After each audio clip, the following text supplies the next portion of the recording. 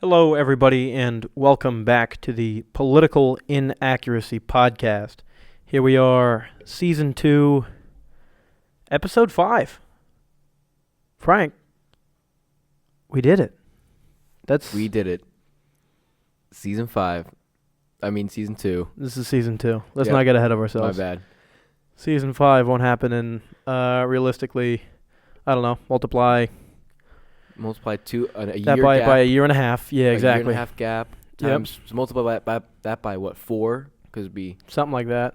so that's Well, already, 3, because we're 3. in 2, so Okay, there'd be so 3 more 3. between now and then. So it'd be like that's like already 4.5 It's like, years gap. at least. And then add an extra year. So Probably. like 11 years. It'll be a while. Yeah. Yep. Long while. That's if we make it that far. But hey, we made it this far. And that alone is probably worth some measure of accomplishment as far as I'm concerned. I think so. I think we should get stickers. Episode So I 5. believe. I mean, this is it. I hope you guys enjoyed Season 2. Because We're done. that's the tradition, isn't it? Right? We're packing it in. We established something in the first season. Now we got to stick to it. It's like George Washington. Set a 2-term limit. We set a 5-episode limit. And I think that's where we ought to stick, right? Well, I think George Washington set really a 2-term president. Like he set the president for only 2 terms. Right, 2-term But limit. it wasn't like law. Well, it wasn't law. It It was wasn't like- law until Eisenhower. Yes. Yeah. But you didn't get the pun there? He set the 2-year. Oh, precedence? Oh, man. All right. Well, that's okay, Frank. We all have our blunders. So, anyway, Wow. episode 5. This is exciting. Are you excited, Frank? Now I'm just embarrassed. Well, that's a shame because let me tell you something. I'm excited. I'm very excited. This is No, I'm excited too. I'm excited for now and the future, actually. this is a solid episode. Much more to come. I mean, the future is probably gonna be all right. Yeah, all the future seasons to come. Exactly. Because this is it right here, episode 5. I Done. think I really am going to enjoy all the future year and a half gaps. That's what I'm going to Finito. Yeah, that's wow. Or what are you trying to say? I really enjoy the time that you guys don't produce content. I'm not disturbed by it. So otherwise, I have to pretend to enjoy it. Okay, that's fair. You know what? That's fair. Sure, I'm excited for the future, but I'll tell you what I'm excited for, Frank. I am excited for the now. I'm excited for episode 5 because, I mean, sure, right? It's good. I love doing these. I'm here. You're here. We're having a good time. However, this is quite possibly going to be one of the most special episodes I think so. we ever produce. This is quite possibly the one I'm most excited for. Let me put it this way. We've mentioned the fact that we're going to have on guests, and we already had on Ryan Ertz. We really appreciate him coming on. Of course, I will say that again. We had to get him on sort of swiftly, though, because, I mean, he's going to be going back to Norwich soon. So we definitely wanted to get him on in a swift manner. Outside of that, when it comes to, like, other people who we had talked about having on the show, and we sort of debated around between, there was one name that like immediately shot to the top, and I think we sort of unanimously decided. It was with no hesitation said we have to have this person on our podcast. On the show, and we need to have them on all the time, forever. Every time, ever. We need to have this person on. Which, unfortunately, can't happen. They're not going to be on all the time, forever, every time, ever. However, they are on today, this individual, and we are very excited to have him on. We may be able to consider this the guest. I would say so. As I was saying in a previous episode. Hey, we're doing video. We are. So, that's good. That's good. Very good. In fact, the individual who we are referring to insisted that we did not have to do video because he knows that it's a little bit of a pain for me. But I insisted that we should. Thank you very much for coming on, Mr. John Tedeschi. Thank you for being here. You could speak. Hello. Thanks for having me on, guys. Absolutely. Absolutely.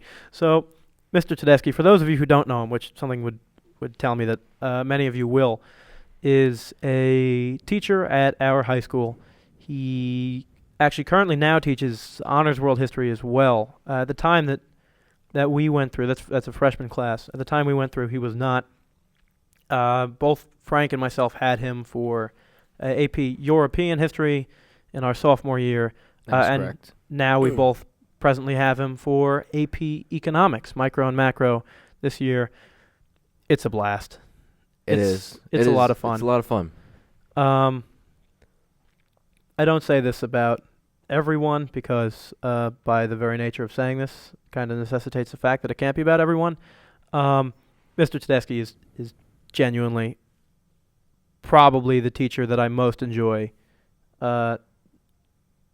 just having class with in the building because I'll be honest, you learn a lot, and I really think I do, both from European history and now economics.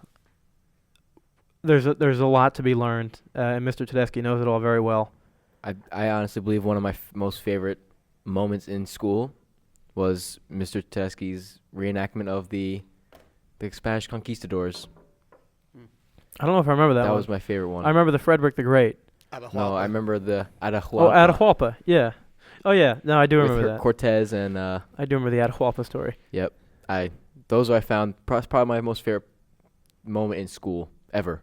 It was very good. I enjoyed it. It was entertaining. That's good. I'm glad. Frederick the Great's also a solid one. There's also the Napoleon's whiff of grape shot. That was, yep. Mm-hmm. Yeah, he's a fun teacher to have. He really knows his stuff, and he actually knows it really well. But he delivers it in such a way that's just so entertaining, so amusing. I'm really glad to have had his class for 2 years now. But again, thank you for coming on. Thank you. Very kind of you. Very nice introduction. I really do appreciate that. Thank you, Deaglan. Absolutely. So, along that vein, kind of what I'm interested in knowing is, you've been teaching for a while, for actually relatively soon after you had gotten out of college. Isn't that correct? Yeah. So, when you went into college, did you have the notion that you did want to start teaching, or was it that you came out and you just sort of fell into it, and you've stuck with it since? What, did you know that this is what you wanted to do? No, so I did actually just fall into it. I'm a liberal arts major, so I intentionally became a history major and a linguistics major. But teaching was not the primary sort of career path that I was moving down. Right. So, what exactly, what does teaching mean to you? In the sort of senses, obviously, as I said, I feel not to say that you have such a unique and progressive way of teaching that nobody else has ever discovered before. But I don't know. I get from being in the class, I enjoy it. I think everybody else there really tends to enjoy it themselves, and it seems like you enjoy doing it. What kind of philosophy is it that you sort of take along that? If you get kind of where I'm going with this. Yeah, it's an interesting question, and something that I think for myself anyway, being a teacher means trying to figure that out. So that's something that has evolved over time as I've been working here at the school, and the way that I approach teaching, the first 5 years that I was working here, is not the way that I've approached it the 5 years after that or the 5 years after that. And something that very much evolves with...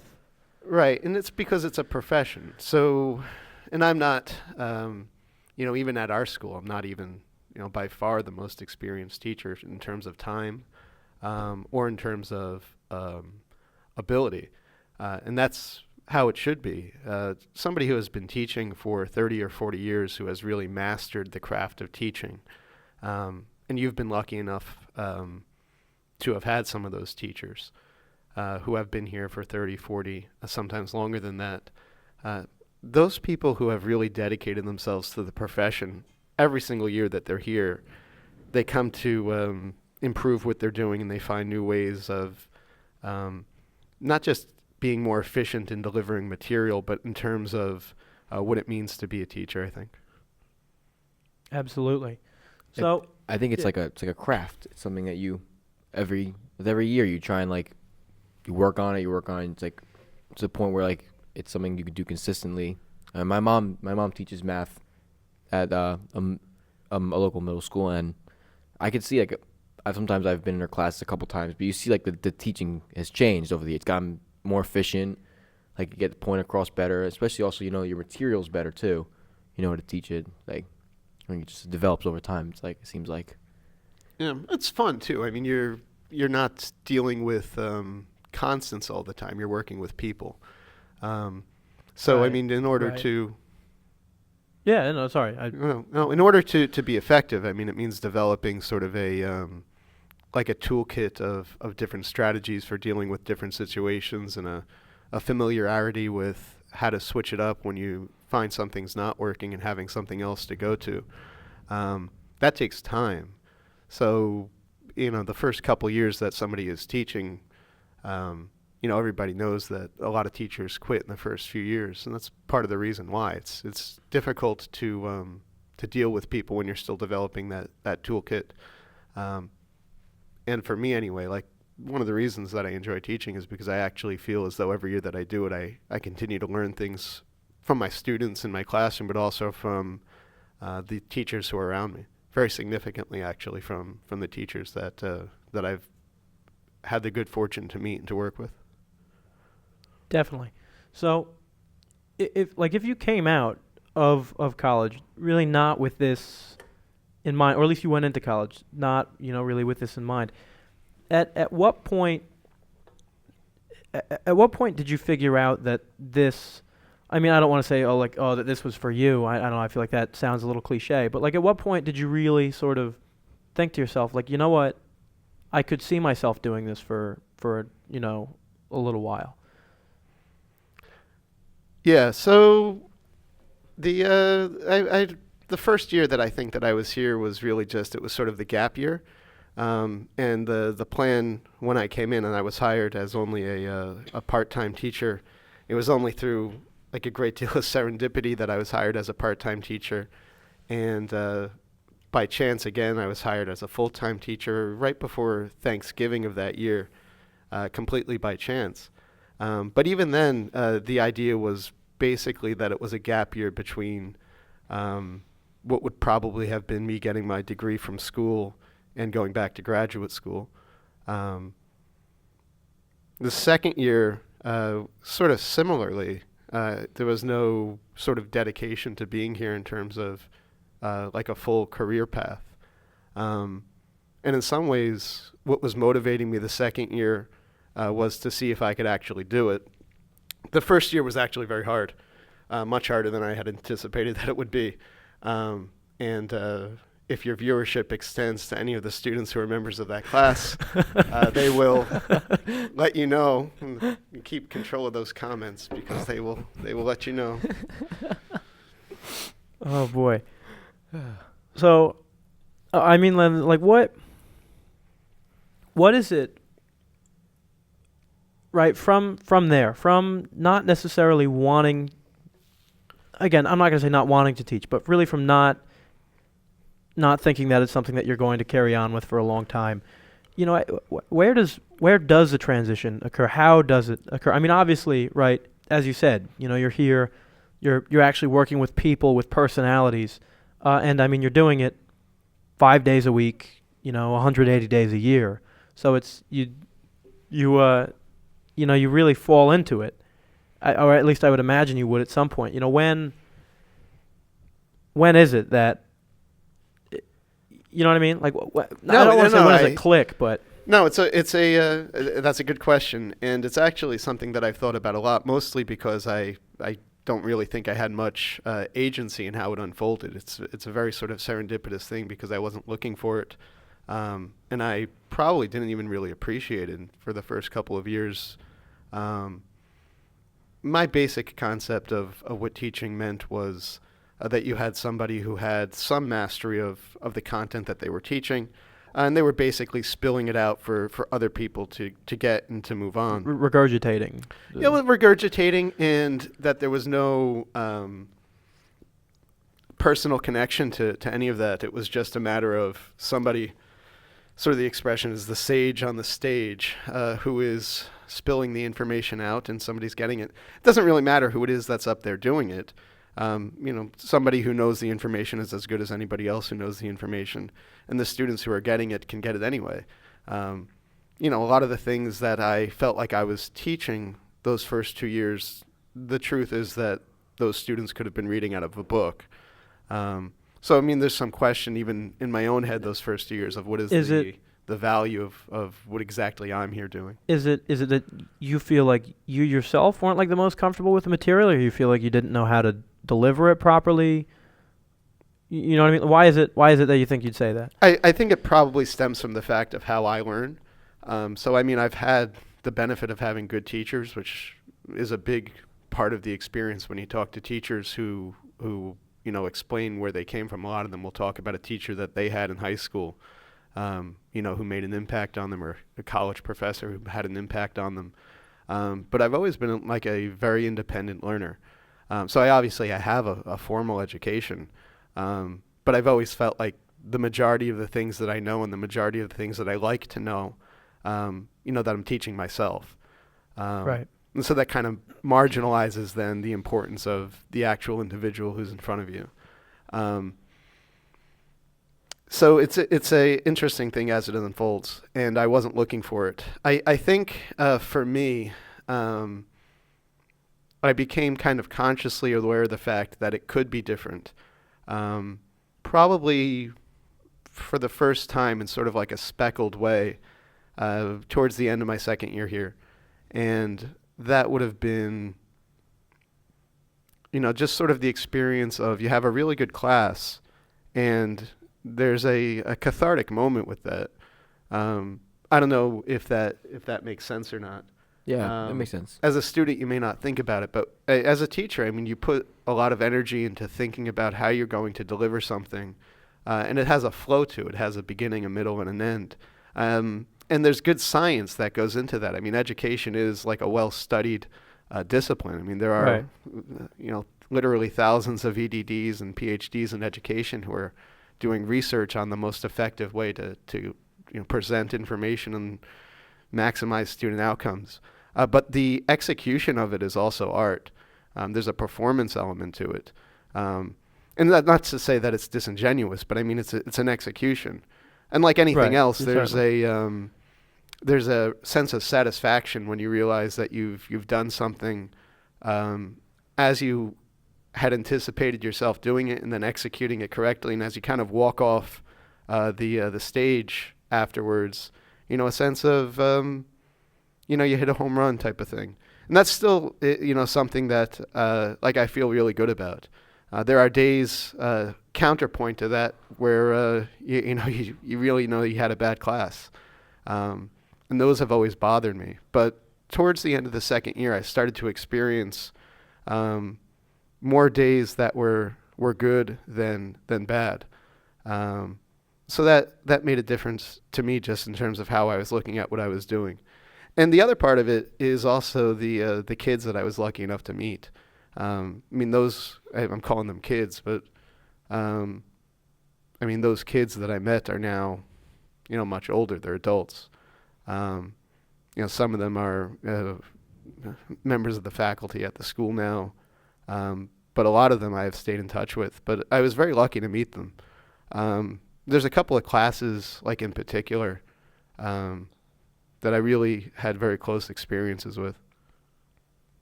So I want to just pull back to something that you had mentioned, again, for the sake of my own curiosity.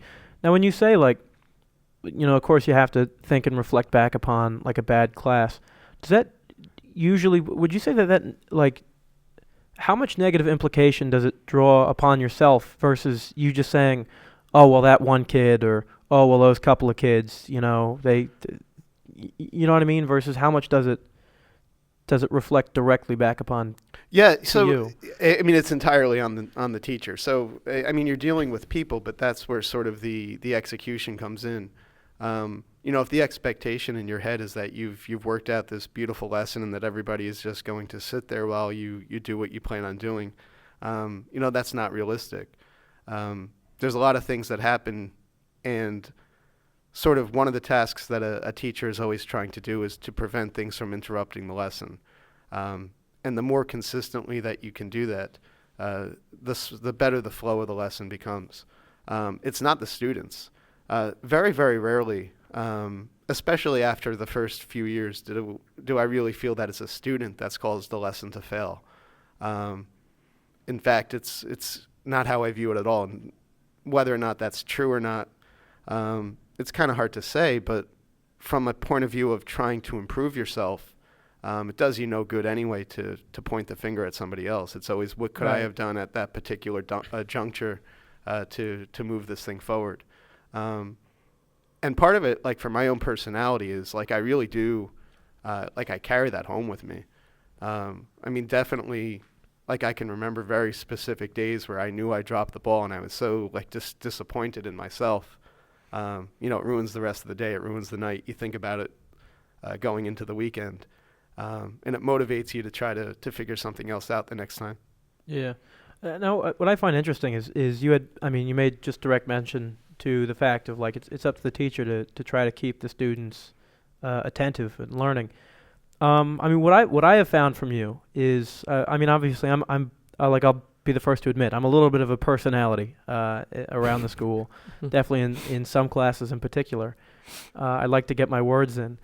What I've found from you, and this is definitely not characteristic of every teacher I've ever had. There are a handful in the school who do this particularly well, and I think that you might be probably at the top amongst them. Is anytime somebody says something or there's some sort of outburst, it's rather than just like immediately dismissing it or like ridiculing it, it's like you seem to have like the opportunity to go, okay, I'll play along, but for a second. Like, you know, you'll jump in, you'll interject, return any sort of comment. And I mean, your delivery is always spot on and hilarious. I'll be the first to say. That is true. That is 100% true. But I mean, like that just, it seems to really work because it seems, and tell me if this is the way you think of it or not, because this is what I would imagine, is it seems to me as if like you're telling yourself like, okay, I see what's happening. I think they'll appreciate and respect me better if they think that I'm on their side, as opposed to, you know, to having that sort of what you'd call like the classic relationship of like the teacher's just there to mold the students and then to not care about anything else. You know what I mean? Is that sort of how you view it, where it's like, look, if they understand that I appreciate the humor and that I enjoy it as well, and I'm willing to jump in when it's appropriate, then they'll respect me more when I tell them, all right, we really need to get back to.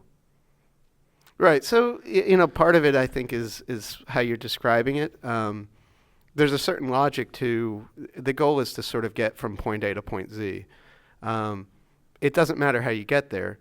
So, you know, if there's a 5-minute distraction in class that lets us get to where I want to get to by the end of the class, that's not a failure. You know, that's a valid tool. As opposed to, you know, trying to fight the the distraction head on and the derailing the lesson from getting to where we wanted to go. But at the same time, you know, there's something to this, and like I wouldn't want anybody to think, especially my students, that it's a trick. There's no deception. Well, yeah, I should be fair in saying I don't think it's intended to be like, or let me pretend to be on their side. I think it. I mean, that's what I'm saying. Like, is it really is the notion is like, is it worth me trying to fight this when like I understand that like, yeah, I get it. Like it's humorous. I like these people, you know, and yeah, and I think I'm trying to resist using certain words that might have a sort of loaded meaning, but. Certainly, for me, in my experience, there's a certain type of discernment and a type of vocation that goes into deciding to do anything. So I mean, in a religious context, people use the word vocation to talk about, becoming a priest or becoming a brother. But I mean, it really just means being in tune with what you want to do with your life. And for me, part of that is to say, like, if you want to be a teacher, what exactly is it that you want to do this for? For me, I actually do genuinely feel that part of my discernment of deciding to be a teacher is that I actually enjoy being around students. That's not it's not a deception, and it's not something that I have, built in as sort of a calculated way of tricking somebody into listening to me. I wouldn't want anybody to think that. No, of course not. And again, I understand that perhaps the way I worded it, but that's obviously it's not what I think of you. That's not what I tend to think of any of my teachers that I feel like have a good relationship with the students. Well, I honestly, personally, I feel like teachers that have that ability to like joke around sometimes, not like, and rather than just immediately reprimanding it in any way or like getting like worked up about it, it makes it like, in my opinion, because I'm sometimes known to mess around in class at times, but when a teacher doesn't take it seriously and they know I'm not being like, there's nothing vicious about it at all, it's like, it makes it more personable with a teacher. It makes you, at least in my opinion, respect them much better. Oh yeah, that's what I think. It exhibits a personality. Yeah. And I think there's, again, correct me if you feel differently, but I think there's some aspect on both of that. I think to some extent, you want to know that your teacher, as a person, you want to know that they have a personality. That they too, can very much enjoy watching The Office, and that they too, whatever it is, they enjoy playing video games or watching similar sort of movies or listening to similar sort of music or even the same kind of jokes that you enjoy, And then at the same time, I think as a student, I don't want to say that like it's the primary reason that people like act up in class, but I think like to some extent, like I think students like exhibiting to their teachers as well as to their fellow classmates, like, hey, I have a personality too. Like I'm not just here to learn, much here to take information. Right, exactly. Some machine. To be given knowledge and then to just retain it. But like I'm also here, to give you little flavors of who I am, to some extent. No, I do actually agree with you. I wouldn't call my love of The Office a vocation, but well, that is a common ground you can find with a student, though. No, it is, but again, it's just a genuine show that I actually happen to have gotten into, and students were watching it too, so kind of lends itself especially to economics. Mr. Tedeschi was plotting in the back. In the back of his mind, he's saying, I can find common ground with them to earn their trust through The Office. Yeah. That's right. That was Stranger Things. I watched Stranger Things for that. Just for the students. So I can take them down with my information in school. I tried to watch that One Tree Hill. Yeah. I've never seen it. No, I remember somebody telling me about it. I wasn't impressed. A couple months ago. Never got around to watching it. But how is it that you find then, do you feel that you get to you ever do really get to like appreciate the personalities of all the people around you, or do you think that it only comes out sometimes, like do you ever like when a student leaves here just kind of think to yourself like and obviously one that you had, but do you ever just kind of think like, I feel like I never really got to know that person, and versus others where you feel more like that you have? Yeah, of course. And you're working with 17 and 18-year-old people. The types of adults that they become as 30-year-olds, they're not the same as they were as teenagers. So when you meet them again as an adult, it's not where you left off. Right, yeah.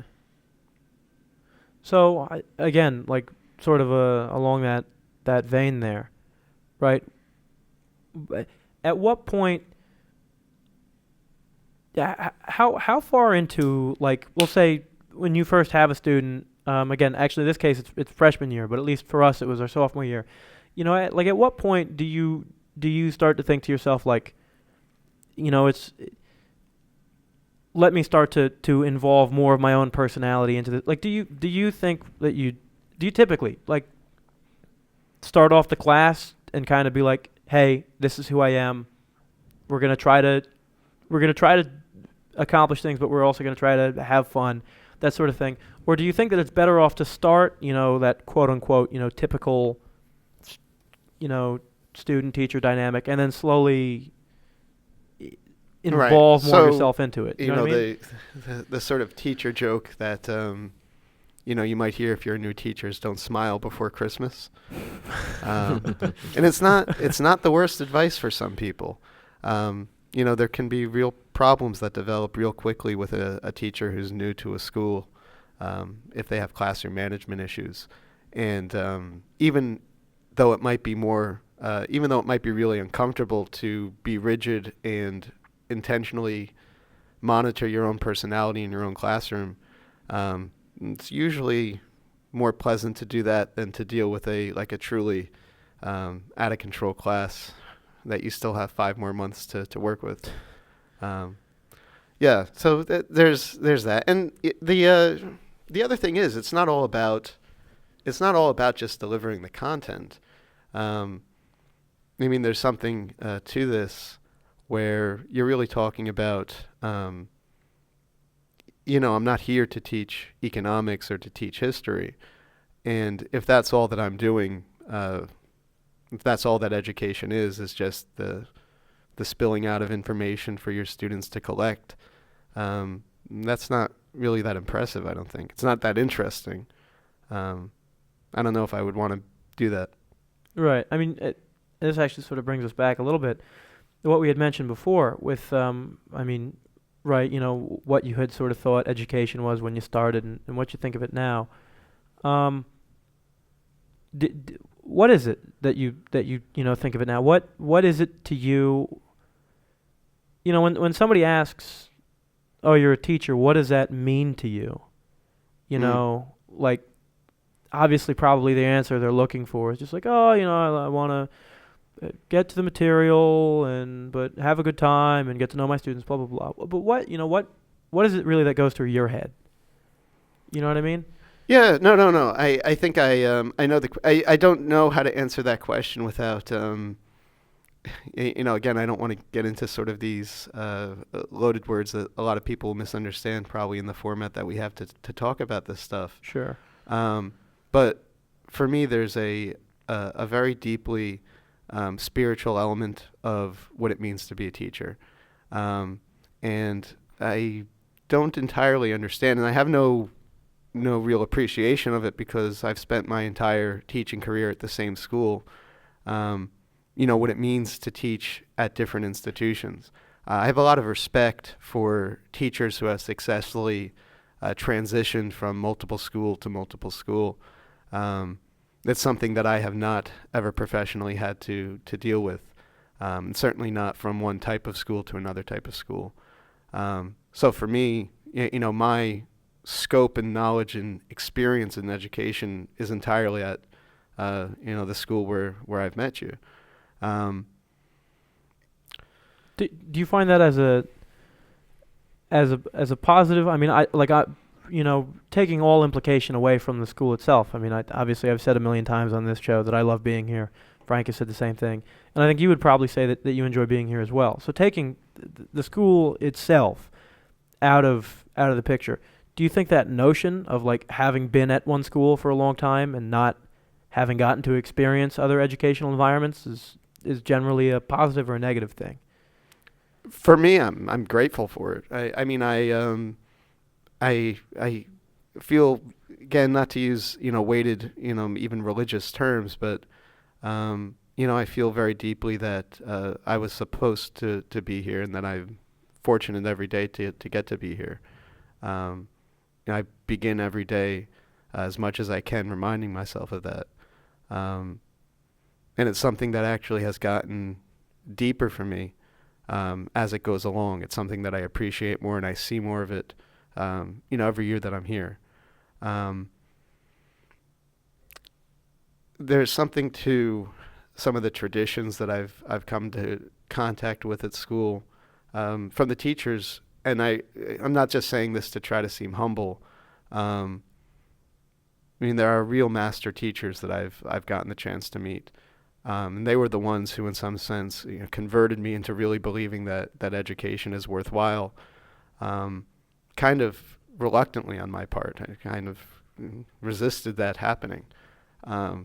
Couple of teachers in particular, maybe towards the end of my second year, where I was really on the cusp of just saying, well, this was fun.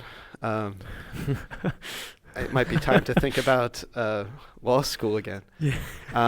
But there's a couple of kids towards the end of my second year here who were really just, they were not nice people to me. And so here's the thing, right? I really disliked them, and I hated the class that they were in. I hated going to the class. There was all kinds of, defensive bulwarks that, had been built up.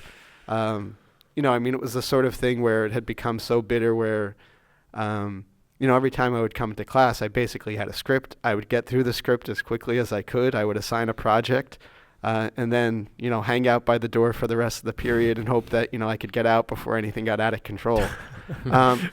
So here's the thing, right? So you take a couple of those kids who are really, really doing strange and awful things. And then you start to see them, in other teachers' classrooms, and they're not doing strange and awful things. And so you kind of have to, kind of scientifically, if you want to think about that, right? Which one of these is the control and which one of these is the variable. Right, yeah, the common denominator. And for me, and I think working with some new teachers, I see this in new teachers, and you kind of try to gently broach the subject. Have you considered the possibility that the reason that the young man who's misbehaving in your classroom is misbehaving is because of you? That's not nice, right? To say that to somebody who's trying their best to teach, they're going to take offense to it if they're not ready to hear that. Right. So for me, a big part of just the learning curve was accepting the fact that there were these teachers, and they actually did happen to be some of the most knowledgeable teachers, but that wasn't what was getting to their students. These were people who genuinely loved being around kids, and they genuinely loved their students. And their students learned a great deal from them. And these were people who were teaching subjects that were extremely complicated subjects. You're talking about a couple gentlemen in particular. One of them was teaching all 4 levels of Latin. And I used to just go to he used to teach in the library. I used to just go and watch his classes in my free period. And the same kids who were giving me a hard time were totally different people. Not just being quiet. Actually kind and considerate and and engaged into what they were learning. And engaged, yeah. Yeah. And you kind of say to yourself, well, what is he doing that I'm not doing? Am I that horrible a person? Or I sometimes tend to think it really has to do with when students see someone new, it's you give, I don't know, I feel like it's the kind of that, especially back then, right. It's the notion. It's not great to say, but the idea of fresh meat is yeah. I didn't want to say that, but yes, that kind of the principle like that. Yeah, there's some school culture to that. Students might do that, but at the same time, there are some teachers who come in as brand new teachers, and they don't have those experiences, or within a couple of years, they manage to get out of them. And then there are some teachers who fight that. Sometimes, and this is something that, you see as a teacher. Sometimes there are teachers who are miserable, and a lot of times they quit, but sometimes they don't. You sometimes have somebody who is trying, into their 7th or 8th year of teaching, still struggling with the same sorts of classroom management issues, and they're just white knuckling it and trying to get through, every single day. That's hard, and part of that might be the fresh meat thesis, but part of it is also just some people manage to get the hang of it faster than others. And when you see someone like that, something like that, like, is that an indication of like, all right, maybe this isn't really for you? Or is that an indication of like, you just, there's something about you that needs to change in order, you know what I mean? Like, you need to either approach things a little differently, or is it just generally like a, maybe you ought to look into something else? Well, I mean, first of all, I mean, that's not my job. So I understand. I'm just, there might be actually Yeah. somebody whose job is to, the kind of polite phrase would be counsel them out of the profession. Yeah, and yeah. there's nothing necessarily wrong with admitting that, if you don't enjoy doing this, have you thought about what else you might be doing? I mean, to spend 30 or 40 years doing something that you don't enjoy doing is not a recipe for happiness, probably. But a lot of times, I mean, there are sometimes formalized programs where a new teacher might be paired up with sort of a mentor to, give advice or to just answer basic questions or something like that. But a lot of times it's just informal. Like, I know, like, for me, on a couple of like very specific occasions where I was literally like, I don't want to say on the verge of tears, but I mean like in an emotional state of like being on the verge of tears of just saying like, what am I doing? Right. I could, be home, not making myself miserable right now. And, why am I punishing myself this way if it's not really for anything? And I can remember a couple days in particular where some of those master teachers, just out of the kindness of their heart, happened to see, what I was going through. And I would, I don't necessarily need to list them, but, I mean, 2 or 3 in particular who, literally put their hands, on my shoulder and said, like, do you want to talk? And they helped me. Yeah. I mean, that's part of, I guess, any profession, but it's certainly been my experience with, teaching. People who are just without any professional obligation to help you. It's not their job to help you. But they, they care about the profession and, they have something to teach. I don't know if I've ever done that for another faculty member, but I think we all try to be there for each other. It's a pretty tight-knit faculty. Right. I mean, obviously, I would say that that's probably, I would say largely probably related just to the nature of the school in itself. But I mean, do you think that that's true of just teachers in general? Yep. So I mean, like, that's why I said, like, I'm not an expert in what it means to be a teacher. I'm an expert in very little with that regard because I've spent my entire career at a single school. So it's hard for me to pull apart what it means to be a teacher for me compared to other places. There are, sort of professional rules that apply across the board, but there are institutional sort of cultural rules too. And I'm very much steeped and learned, how to teach in a particular place from a particular type of community. So. And what I must say, and I truly do applaud you for, and I don't know how often people take the opportunity to appreciate it or to thank you for it. So I mean, definitely take this as an appreciation from me, and I think I can probably firmly say take this on behalf of all my fellow classmates and pretty much everybody else in the building for that matter. Mr. Tedeschi, you do a phenomenal job as we've said a couple times. Our school has quite an interesting dynamic in terms of its community. It's very close, it's very involved.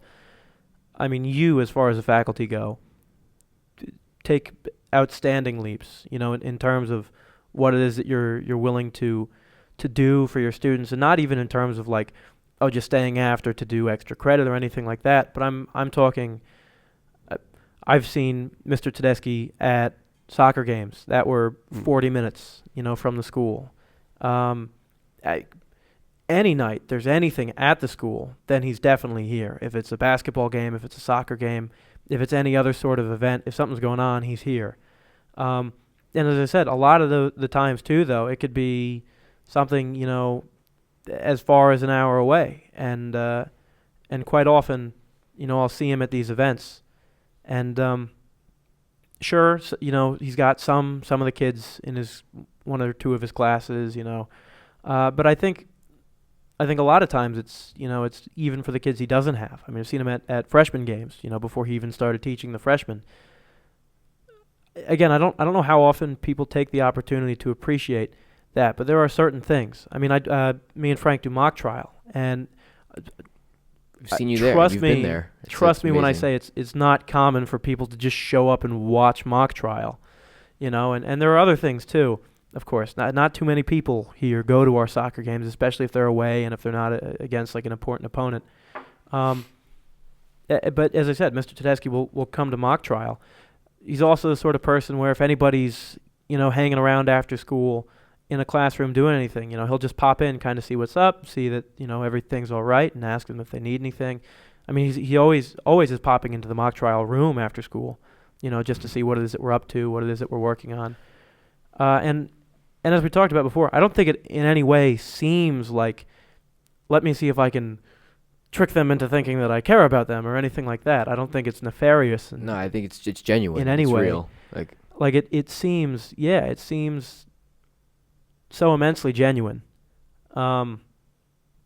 It's amazing. So first of all, as I said, on my behalf, on behalf of literally everybody else who is in this school and who has been through this school in your time teaching here, I want to thank you for that.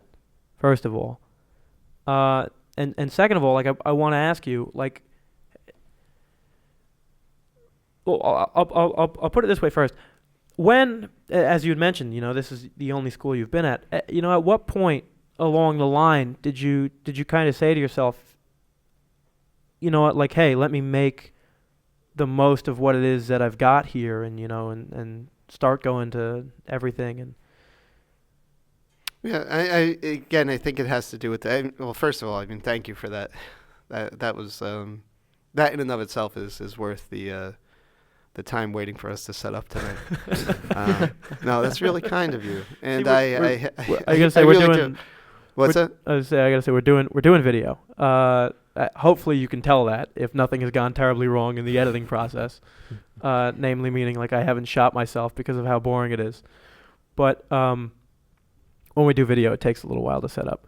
Not to mention the fact that just me and Frank alone in a room, it's hard to get us to settle down. That is very true. Especially when you throw Mr. Tedeschi into the equation, and you have a chemistry of nothing but fiery explosions. Yeah. So I don't want it before you go ahead. I don't mean to interrupt, but I just wanted to say piggybacking off what Deaglan said, I don't think many kids in here tell you how much they appreciate you, but everyone does. It's at least I know everyone that I know respects you, and they love being in class with you.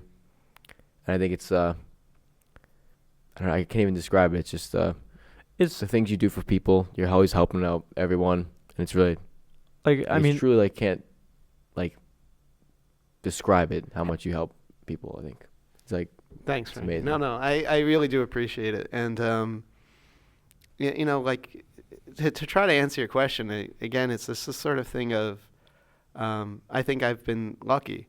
I would actually use the word blessed. I've been lucky enough to come into contact with people who modeled that for me, and it's actually something that's been really, really important in my own life, coming to our school. But also to just having the chance to meet people, that's been of tremendous value to me, and I don't think I would want to trade it. And sort of the tradition that I was exposed to, something that I think I learned after those first couple years was that there's something to being present to people. And that's hard because it takes time to be present to people, and not every faculty member, not for lack of caring. It's hardly ever for lack of caring, but of course, people have responsibilities, and sometimes they have sick family members, or sometimes they have children that they're caring for. and it takes away from their ability to be present in terms of being present to the school in a time sense. And I've been very lucky in that I was exposed to that idea, and my life has been ordered in a particular way where I've been able to kind of chase that in ways that maybe would be harder for somebody who have some of those responsibilities. I can go to a mock trial case on a Wednesday night for a few hours. It's not cutting into another responsibility for me.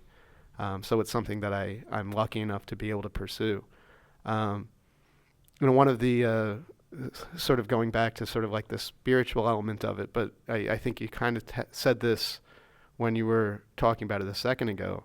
But the idea, this is from a Franciscan, sort of a modern mystic, Richard Rohr, but his idea of going deep in one place in your life. There's something to that, and I've been lucky enough, through no planning of my own, to just have found my life ordered in such a way that I was here at a very, very young age, and I've been able to try to go as deep as I can go. And I'm not, I don't think I am, a pioneer in that. There's very many teachers here who have been here much, much longer than I have, who could probably speak much better about it. But I'm consciously aware of the fact that I'm lucky to be here. One of the brothers who I got to know over the course of my time here, he really exposed me to that type of thinking. And not only is he an effective teacher, was he an effective teacher? Genuinely, some of the happiest people I've met in my life have been people who have devoted themselves to that. And if something to the effect of is all of this sort of like a search for happiness type of a thing, those are the happiest people I think I've ever met, like genuinely filled with joy. Right. So it's something that I think in terms of my own sort of searching, it's something that I find value to. Absolutely. And I mean, I don't want you, and not that I think you are, but I don't want you to discredit yourself. I mean, sure there are, again, I think every faculty member in this building cares a lot about their students.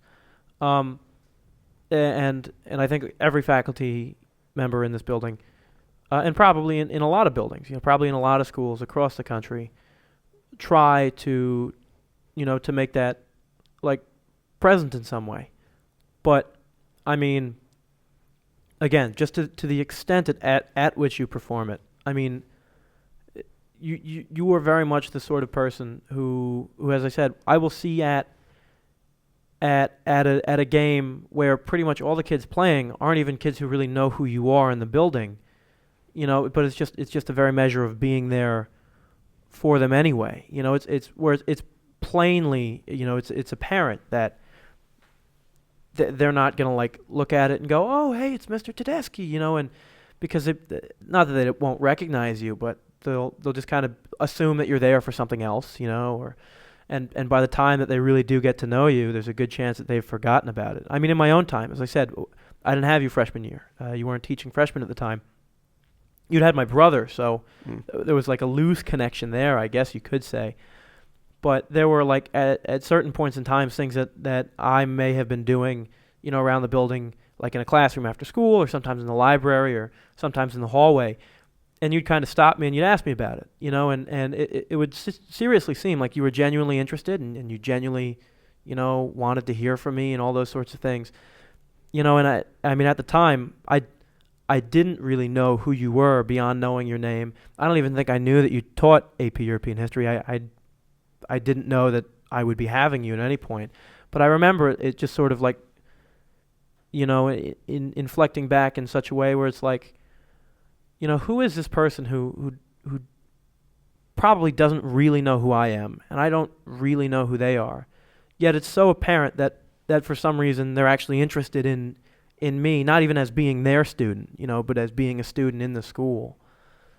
So again, basically what I'm trying to say is I think there's certainly a lot of that from everybody in this building, but I really do think that, obviously I can't attest to former faculty members who haven't been here in my time, but I think as far as current faculty members go, again, I would say this probably across the entire country. I think you execute it to such a standard that is so hardly met, that it's impressive doesn't do it just. It's outstanding. It's phenomenal. That is very kind of you, and I really do. I do appreciate you saying that. That's very kind of you. Right, and again, I say it because I understand. I'm sure, right, as you said, that at some point in time, someone came before you and showed that to you, and that you've learned from people before you. I'm not suggesting that's not the case, but again, I don't want you to and you're doing it obviously because you're a very good person. You're a humble person, but I don't want to, at least, especially to the people who don't know you, who are listening. Or watching, for that matter. I don't want you, to sort of brush it off and be like, it's not, anything. It really is, to the people in this building. As Frank had said before,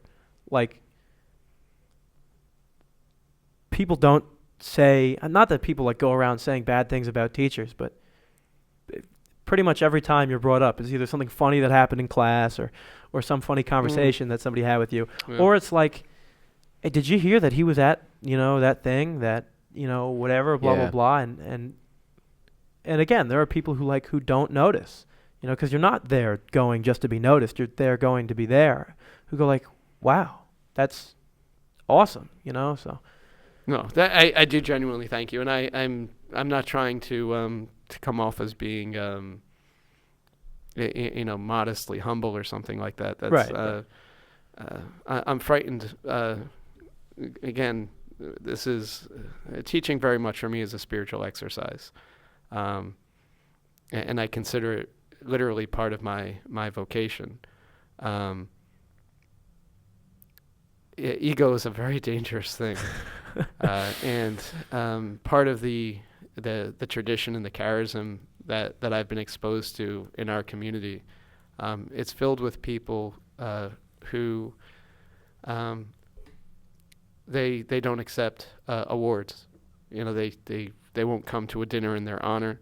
If they know that there's going to be a faculty meeting when they've been awarded some kind of, they won't show up, because it's not a fear, but there's a conscious resistance to not letting an ego come into play, and it really is a really wonderful thing to hear, and I'll check the comments later, because please, they'll be there. Please say nice things. Right, yeah. So please do say nice things. Please say some things. Yeah. Just anything at all. Yeah. Comment. See, because you guys, you don't know. You don't know. I know who they are. Can only read so much about yourself on a bathroom wall. So. Oh Lord. Oh man. To pull, out of this a little bit, not to say that, what we're talking about isn't good or isn't interesting, but I think, to some extent, we've hit that point where really, you have answered that sort of line of questions as to what it means to you and to why you do it. A little bit more about how. I know you and I had sort of discussed at one point this notion of teaching, or really just the dissemination of knowledge in some capacity, being akin to telling a good story. And you had said that that's something that you found meaning in, and it's something that I think, at this point, looking into college and into what I want to do in life, I think it's a place where I really am starting to find meaning on my own, for my own self. I just want to ask you a little bit about that. What is it that you feel, is the art of teaching in the sense of storytelling, Yeah, people like stories. That's sort of like an obvious thing maybe that, just as a species, that humans are storytelling and story listening people. It's a sort of a primal thing maybe that's, built right into our DNA, that we like to tell stories. Teaching, to me, when it's at its best, is really just another version of storytelling. The sorts of characteristics that go into a good story are present in a teaching lesson. And it's not something, again, that is necessarily consciously built into a lesson. But when you kind of find yourself in the flow of, especially in a history class, in the flow of explaining, a narrative, like you had mentioned, like the Inca and the Atahualpa. I was going to say that's probably the best example. That love that was so the much. best part. I can probably relate that entire episode of history, with a single PowerPoint slide and some bulleted information, and you would get all the facts. Right. But it wouldn't be the same. And it's not even it's not a difference in the degree. I mean, it's a totally different kind of teaching. And again, like in terms of like the purpose of what you're doing, it's that storytelling that I think people remember. And it's enjoyable. I mean, I enjoy doing it. I think students enjoy getting caught up in stories when you're teaching something. It's not just like a cute distraction. Like, it's actually a meaningful way of people relating to each other. Not even just related to history. I mean, it's just when people are together, they build bonds with one another by telling stories. We're not computers or something like that. We're actually a storytelling, creature. So it's an interesting thing to think about why we love stories. Very human thing, I think. Definitely. I mean, and I'll address this just in relation to the Atahualpa story, and I think Frank can confirm this tenfold. I mean, I find history typically very interesting. I mean, there are a lot of people here, a lot of people at this school who I know quite well who don't. But like that particular lesson in particular, and we don't just say it out of jest. Like, it was genuinely a very interesting lesson. The way we do it, it takes like 2 or 3 days getting through the whole narrative. But just the way you delivered it, like it was to the point where it's like, we left AP European History, and I think we're going down to like English or something. Yeah, we were. And like, it's just, you don't stop talking about it. Like, first of all, sure, you have your own theories, and it's like, oh, what happens next, sort of thing. And some people are like, oh, I'll just Google it. It's like, no, you can't. No, stop. You have to hear the story, as Mr. Tedeschi says it. We got to hear the ending. Right. So I mean, just like pulling back the curtain a little bit. That one in particular, because it's actually one that I've done. Maybe not the first year that I taught European history, but I think I've done that lesson just about every other year, probably. This is the sort of thing. There's an exercise. It's actually a Japanese educational tool called polishing the stone. It's an idea of taking a lesson and refining it over and over again, and trying to find every slight, way of possibly improving it. And one of the fun things about teaching that you don't necessarily think about as a student is that, a teacher has taught this lesson before, and this is, version, 3.2 of it. They've made a lot of corrections in it. By the time, I had your class, I obviously I knew the story, and how I was going to deliver it. That story is timed. So I know how long it takes me to get to where I want to stop. Right, so your cliffhanger point, exactly. And it's like the first time I realized that I could actually do that I could actually like time the lesson to like at the exact moment that the cannons are going off, that I can, wait for the bell to ring. And I mean, like I hit it, like within like 2 or 3 seconds. And you always, and I mean, there's always this, well, I guess we'll have to, see what happens, and that's exactly. I think it's exactly what you said. Sophomore year, I guess we'll have to wait. Just like I guess what, and I think we had that like a Friday. We had to like wait the weekend or something. No, that was. I remember that. That was the most frustrating weekend of my life not knowing the story. So here's the thing, though, right? Like one, it's more fun, right? So Yeah, definitely. like you're listening, and it's not just the PowerPoint slide up on the thing. But I mean, like I was saying before, like the idea is to get from point A to point Z. It doesn't really necessarily matter how you get there. So like it's much more efficient to put the slide up, and you get the information quickly. That's the worst part about teaching an AP class, because sometimes you have to just march like that.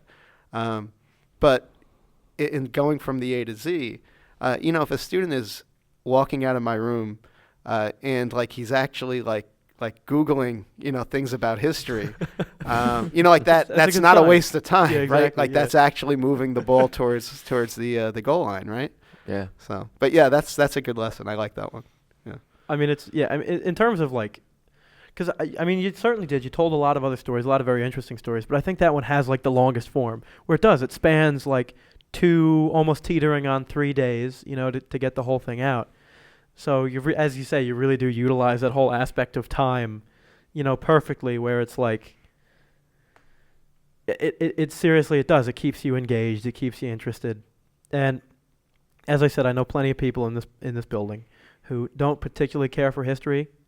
They cared on those days. Let me put it that way. And I'm not sure if I remember this correctly, but I think I remember freshman year, or it was like summer going into sophomore year, where I was talking to a student, I think was a year above us, just graduated, last year graduated, who was telling me how he's going through European history. He actually mentioned the Spanish conquistadors. No, like that whole thing with like Hernan Cortez and all that. And he said, if you have Mr. Tedeschi for AP European history, that's the story of the year. And I kind of took it like, oh, okay. Like I'll be honest, I'm not the biggest fan of history. It's not my favorite subject. But I was like, okay. But then when I understood why. It's the story. That's like probably one of the best stories in a time span I've ever listened to in school and been more engaged in for a very long time. That one's definitely good. I always tell, ever since I've had you, everybody who I knew was having you, I was like, you just, at one point, you're going to start talking about Prussia. Once the name Frederick the Great comes up, get a camera ready, please, because the Frederick the Great bit, as I said, but so many of them. Napoleon whiff of grape shot is another one of my favorite ones. There are just a handful of again, not to say that outside of that, the class is boring. I mean, I very much enjoyed it, but it was there were times in good enough intervals of 10, 11, 12 days where it's you're starting to kind of fall out of it again. You're not, you're starting to not understand it as well. And then just another perfectly placed bit is almost, the best word to use for it. It really draws you back in. And that's that's kind of the thing that I was talking about, in terms of teaching as, an art that's developed. You do that very consciously over a long period of time. And right. So, I mean, you don't see this, obviously, and you don't see it when your teachers are doing it. But, I'm looking forward to that lesson as much as, anybody else. And I mean, and obviously the kids in the classroom don't know it's coming at all, so they have no idea it's coming. But, I mean, I am actually, when I'm writing my lesson plans up for the week, and I'm thinking to myself, this is going to be the Atahualpa day.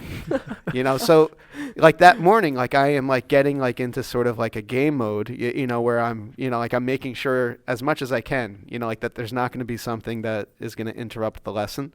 Right. If there's no fire drills, there's nothing. Oh, that would be the worst. I mean, just little things man. that. And here's the thing is, and this is what I mean by, there's days where for me anyway, I actually feel depressed on some days.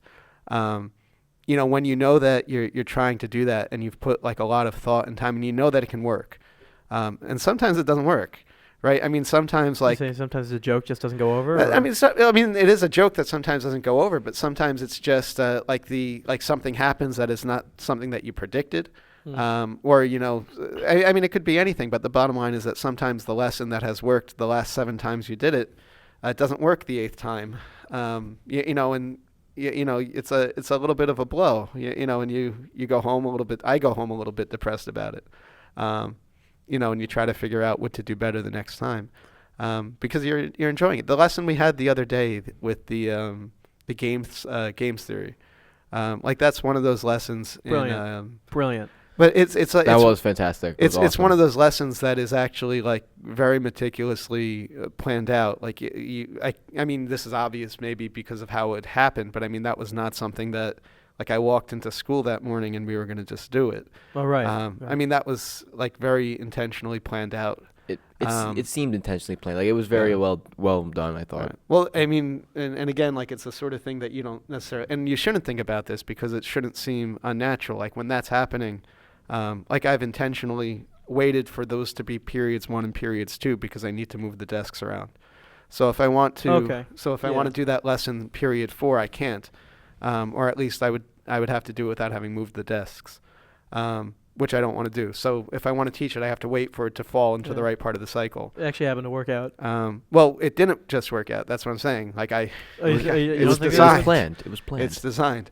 So well, no, I'm saying like it worked out. I'm saying at least well with this year, in terms of it being kind of at a point where it's like there's going to be a break in the. True. It's that meant, is, yes, right before midterms and so on. Yeah, which is also kind of a fun thing to it too. But I mean, just like the little things, like like that morning. Like I remembered I didn't have a deck of playing cards.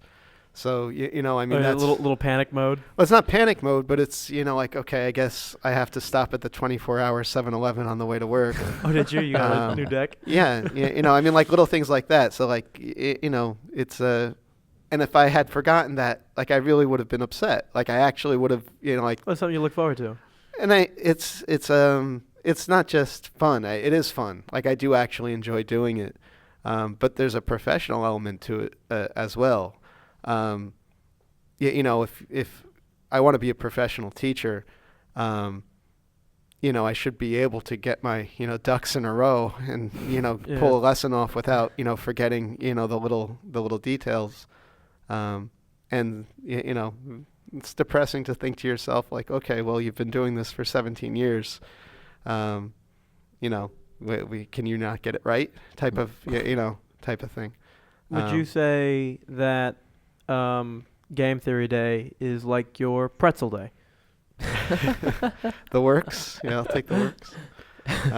I look forward to game theory day. Yeah, I do look forward to game theory day. There you go. Is that right when we finish and it's homeroom, you're putting all the desks back. You just pan over to the camera and you're like, 364 more days till the next game theory day. It's not the only one. No, it's certainly. I mean, there's been plenty in economics this year too. I think Atahualpa and stuff like that. I think it's a little more classic because we've been talking about them ever since. Still make jokes like in English class. Yeah. About and where the teachers don't get it. I think at some point some of our teachers have been in the same building with you long enough where they'll hear us saying something and they'll be like, "Oh, is this one of Tedeschi's stories?" And we'll be like, "Yeah, it's." It's kind of built a reputation for kids. It's like if you know, like for exactly. kids that are in our class that were in that class.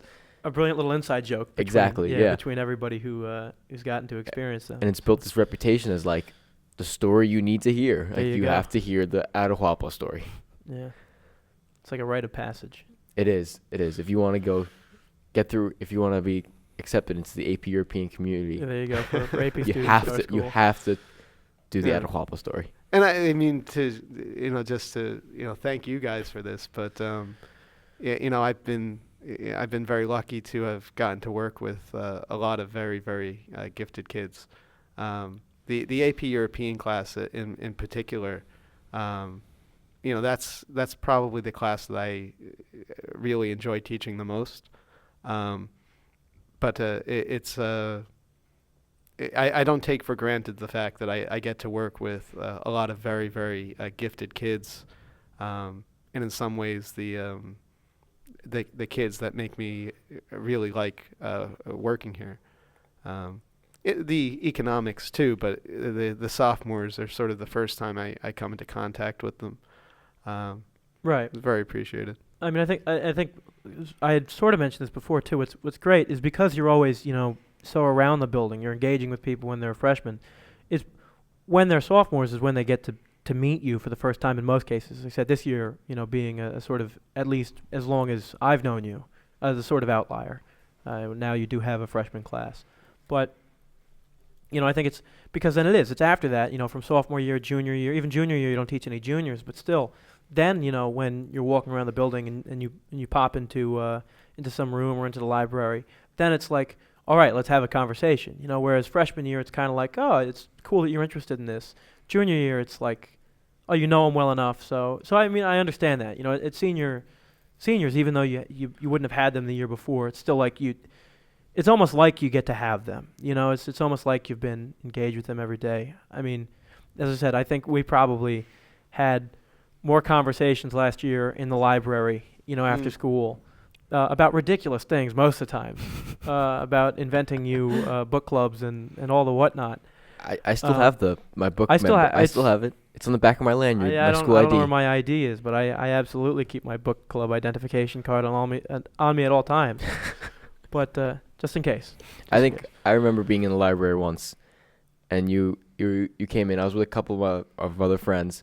I think we were talking about like the meaning of like money and all that. I think we had that probably like for an hour and a half, and it was like it might have been like serious times. But it was like I was kind of like making a joke out of it, but that's just like something I remember. Also, I was like that was comical to be. That was a comical like conversation that we had. So it's great. I mean, and that's the thing is you can have like so much fun, and you could talk about like such ridiculous things, and yet like you walk away from the conversation really taking a lot out of it. And I mean, not just saying like, oh, you think you've learned, and again, in like from just like a knowledgeable standpoint, but like you feel like you've learned like about yourself, in some sense. I feel like at least I do through a lot of conversations with you. So I think that's great. I don't want to pull too far away from what we're talking about, just because I mean I find it interesting and I want to hang on to it for a little bit. Like the way you had almost described, right? Like preparing for some lessons and how there are some that you get to work on, every year, and you really get to refine them down. Like to me, being myself like very much involved in like the comedy world, like it's almost akin to like what you'd think of like as stand-up comedy. Is that intentional? Do you like derive that from somewhere, or? I mean, I don't know if teaching is like being a stand-up comic. Well, I mean, I would presume it's the same sort of thing though, where like there's a science part to it and there's a performance part to it, and the more you practice it and the more you try to iron out the wrinkles, I mean, I would guess that a comedian can go on stage and do the same routine and fall flat on his face and do the same exact routine, and for whatever reason he hits a home run. I sometimes that's what teaching feels like. I mean, it's for me in particular. I don't know, if this is true of other people, but I mean, it can really be like very frustrating and depressing even to when you drop the ball. Kind of you give yourself the feeling of that you're not supposed to be at this stage dropping the ball on simple things. You're supposed to know how to deal with it. Right.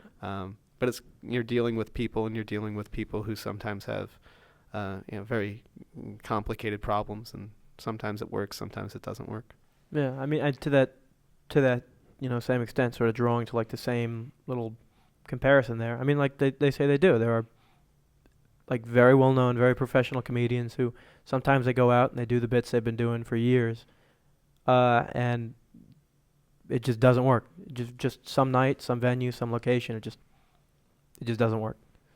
So, yeah, I mean, I can see that, and I mean, and they say too, and I would imagine that this is somewhat similar of teaching. And again, correct me if I'm wrong.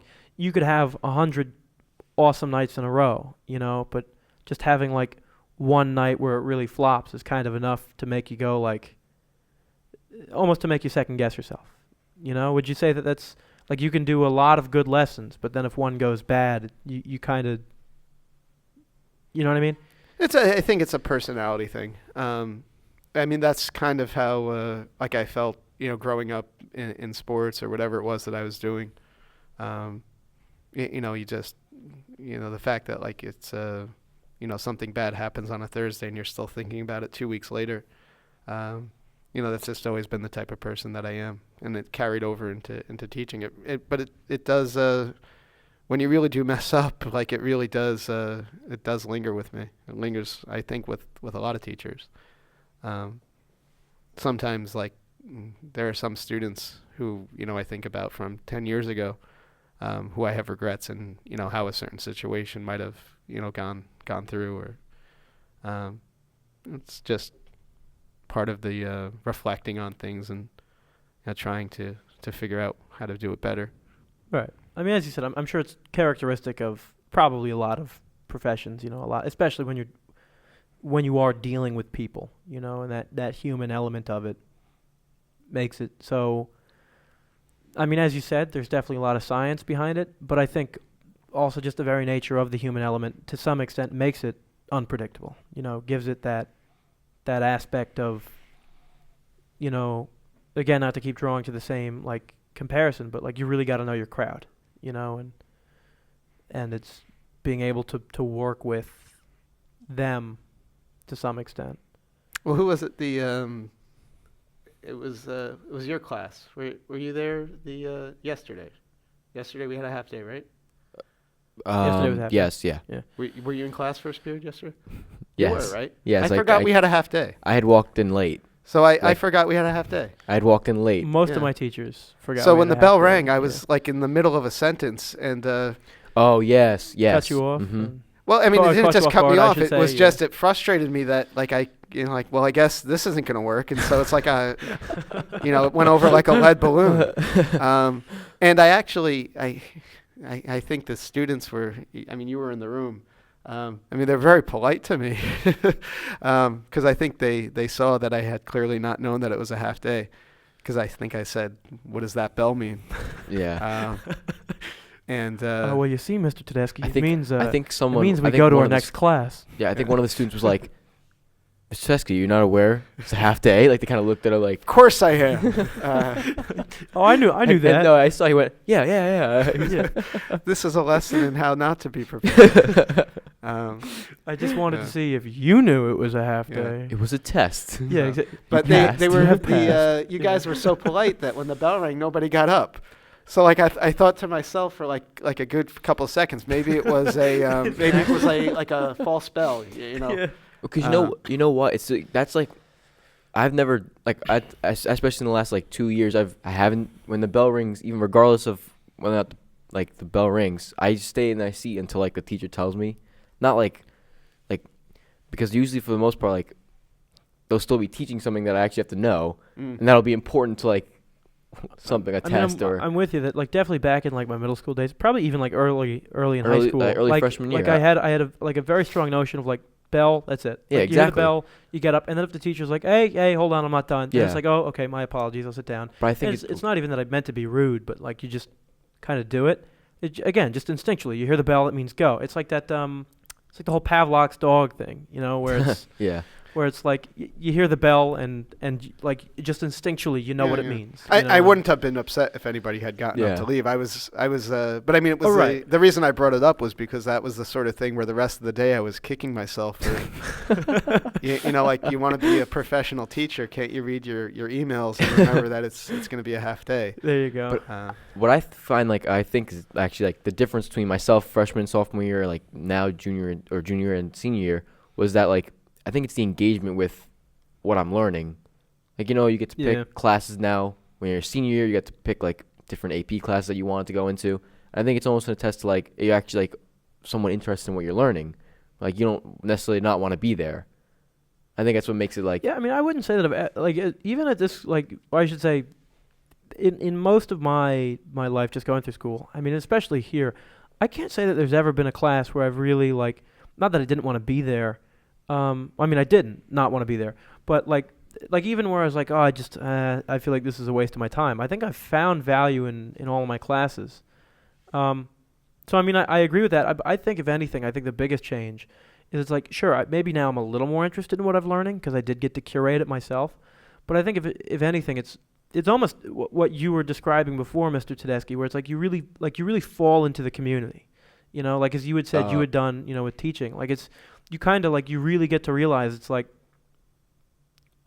not only is it like, sure, just like the polite thing to do to wait around for a second, but you really understand like this teacher lets us, have our fun when it's time to have our fun.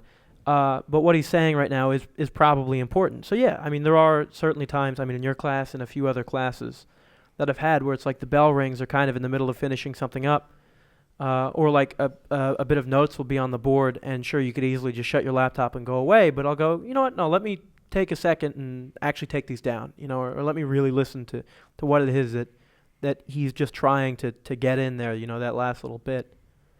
Again, not just because it's important to the education, but I think it's like, what this person has shown me countless number of times, my time here, that they have respect for me, and that they value me as a student, and that they view upon me, again, like as like an equal intellectual, in that sense.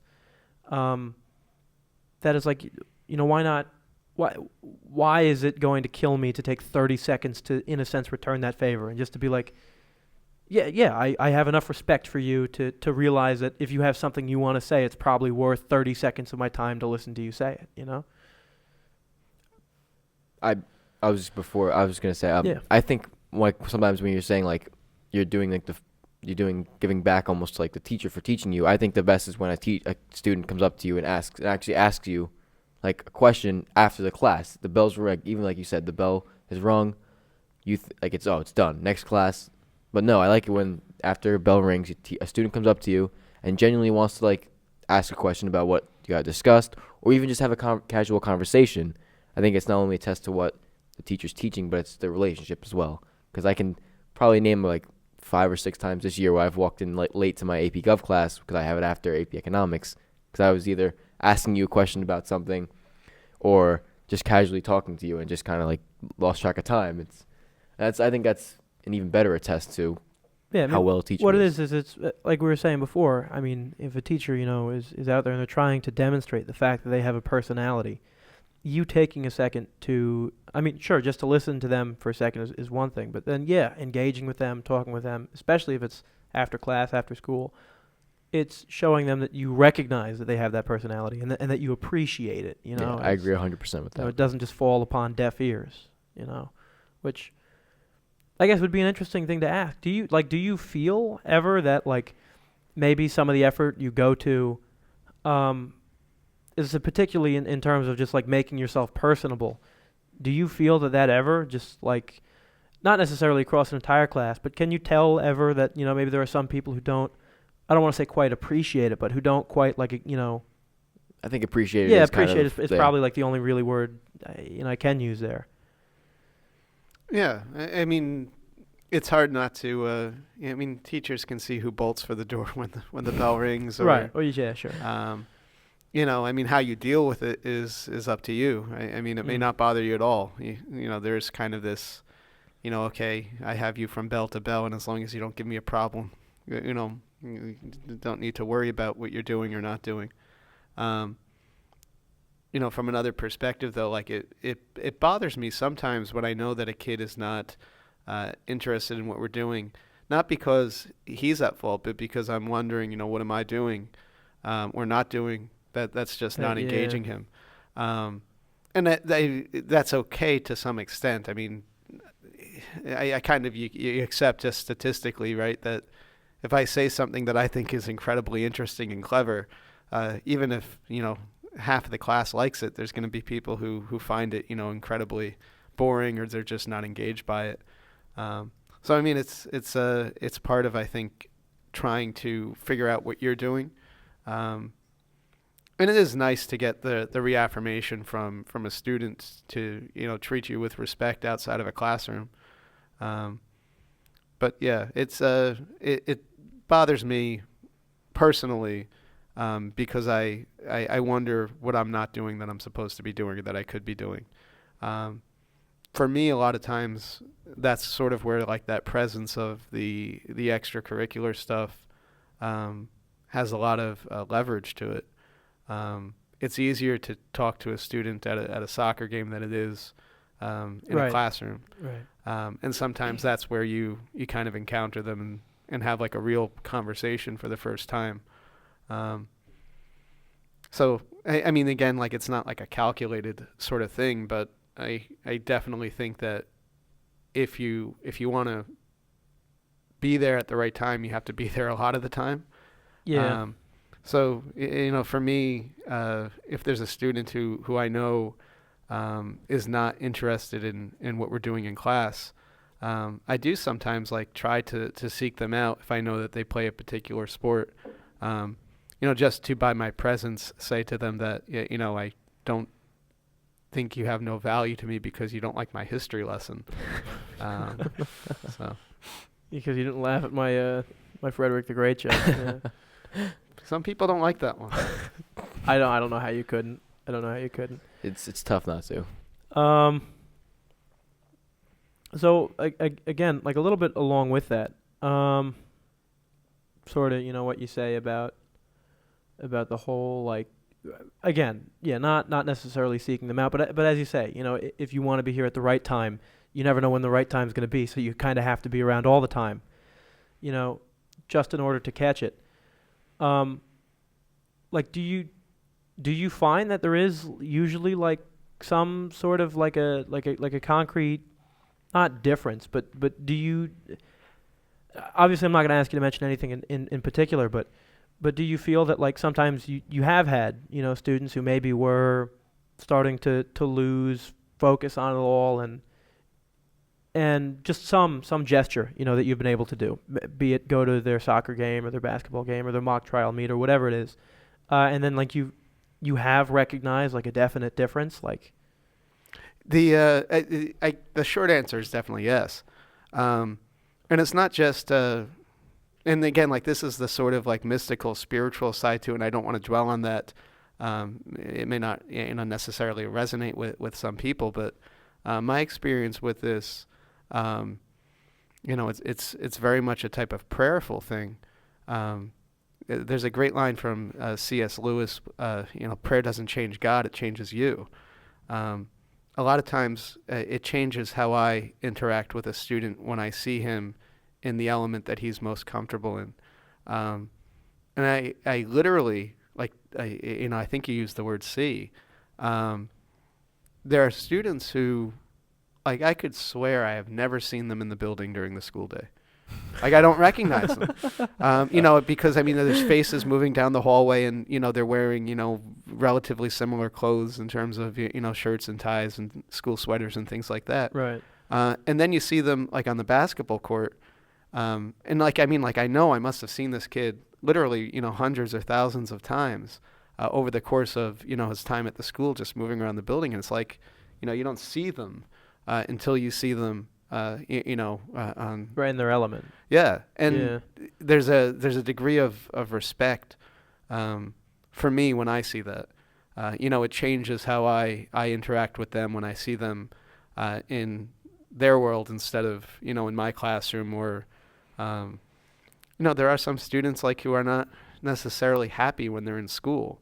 And if that's the only time that I ever get to see them, of course it plays very negatively into the way that either I treat them or they treat me, or and then when you see them outside of that, it's like literally, like, it's the other day I was watching like a JV basketball game, and there's just a kid who's having a great game, and I don't know if I've ever spoken to him before, and I told him he had a good game afterwards, but it was just the sort of thing where it was like I was seeing him for the first time. He was actually smiling.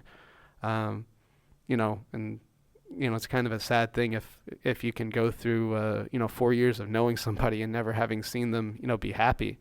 That's not who they are. So really to address there, almost kind of what you just said, being that you work with so many personalities and whatnot, how often is it, or I'll put it this way first, what is it like getting to know some people, some students, probably like fairly well? I'm sure, as I said, you do a phenomenal job at really trying to reach out to as many as possible, and I really do think you get to just about all of them. But I'm sure that there are a few that you really get to develop, just some sort of like an understanding with, where it's like you appreciate being around them, they appreciate being around you. But what is it like, first of all, getting to watch them develop over the 4 years? You know, what are there certain things that you really tend to notice about like the development of people and you know, what does that mean for you and that sort of thing? But then also, what is it like, just like one day coming in September and just knowing that they're not here, that they're not around, you don't get to see them on a daily basis. I mean, sure, you might see them the 1 or 2 times a year they pop back in, but outside of that, and maybe like, I don't like Facebook or something like that, you really don't, to some extent, ever really get to have that again. Yeah. You know, there's certain things that you might guess, you know, what would it be like to be a teacher? You know, what you would enjoy, what might you not enjoy? And for me, you know, I probably could tick a lot of those boxes off if I think back to what the first like 5 years at a school was. But then there's things that really, they cut deeply, sometimes painfully, I mean, sometimes very joyfully, that you had not anticipated at all. And that's, I mean, that's part of the joy, I think, of teaching. I mean, there are some students that I've been lucky enough to stay in touch with, you know, and they are not, you know, children. I mean, there are some students who I taught now who are, you know, in their 30s, I guess. You know, they have children. You know, I've been lucky enough to keep in touch with some of them. You know, and then there are, you know, just things that are surprising. I would not have thought that I would ever have an emotional response to missing students. And that's, I think, not a unique thing for me. I think most teachers who have been teaching, who develop those relationships would be able to articulate probably a lot better than I can, you know, that there is sort of it's not a depression, but I mean, there's definitely something towards, you know, you miss them, you know, and there's something to, you know, investing a lot of time into a relationship, and you know, it's temporal, like it's not a permanent relationship necessarily. It's kind of like a void almost, like it's something that's just missing. And there's a joy to it, Yeah. because I mean, you guys will leave next year, right? I mean, I get to come back. Yeah. Right. So, you know, I mean, that's another way of looking at it. And there's a joy to being part of that sort of a cycle. You know, and then, you know, there are things that are, you know, very, very sad. You know, I would never have, you know, maybe it's short-sighted, but when I had started teaching, if somebody had said to you, like, what do you think the worst part about being a teacher would be? I probably would have said, you know, maybe the students will be disrespectful, or they just won't listen to me, or something like that. It would never have even occurred to me to, you know, to say I'll have to attend a funeral for a student. I mean, those are things that Yeah. you know, like as a teacher, like we experience, and it's part of just the nature of things. But you know, you develop relationships, and that's part of it too. But it speaks to, I guess, the human nature of working with people, and it's not. I hope that's not too you know, negative sounding. It's a joy, and it's both sides of it. Right. There's things that have been tremendously joyful for me, that I also would not have ever anticipated, and it's part of just the fun and you know, I guess the beauty and like the actual sense of the word of what it means to be a teacher. So. I mean, do you find that being here, being involved in students, right, in their learning, which in some sense, I would imagine, again, maybe you feel differently, but I would imagine that, especially for people our age, like at this point in our lives, we like to pretend like we like have a really good grasp on everything that is the world. I mean, in some cases, like it's people like to pretend like they know everything, but I think if you ask pretty much any 16, 17, 18-year-old, first of all, if you ask them, do you think that you know now most of what it is they'll know in your life? I think a lot of them are going to say yes. They know most of what they need to know and what they'll use and what's going to matter to them. Whereas I personally think that's horrifically untrue. And then I think if you would ask them similarly, like, do you think that you have like a well enough understanding of like life and on and on just life itself to be able to navigate it, successfully, effectively, and do you think you could probably do it better than most other people? I mean, I think if you asked anybody, if they thought they were, just prepared for life, I'm sure everybody would put themselves in like the top 10% of people, which obviously in itself is a paradox. But I think I'm saying it particularly at this age, right? Late high school, into college. But the very nature of being, in a school and being in a classroom and learning things for that matter, at least if you're doing it correctly, not to say like there's a correct way and incorrect way, but if you are learning correctly, like that comes with the admission that like, well, I don't know everything. Very clearly, I'm learning something that, especially again as you get into late high school AP classes, stuff like that, and then you start looking into college. I mean, it's stuff you're gonna do, So quite clearly, I don't have everything I need to know for my life. So in some sense, I would say that this environment almost is, in some sense, like kids our age at their most vulnerable because of that. Is that something that you pick up on at all, or is that like something that you, either notice or something that you try to like work around? I think you're probably right. From sort of a biological, psychological perspective, teenagers are vulnerable. Kids are vulnerable. It's not something that I dwell on, but as a teacher, you have a lot of power over somebody. If you're not careful about that, you can do a lot of harm to someone. There is a vulnerability. But I think also just biologically, you're probably by design. I mean, you're supposed to feel and in some sense, therefore behave as though you are invulnerable, even though, the intellectual part of your brain knows that that's not true. Somehow our biology, I guess, is just wired that way. So again, I mean, how much would you say?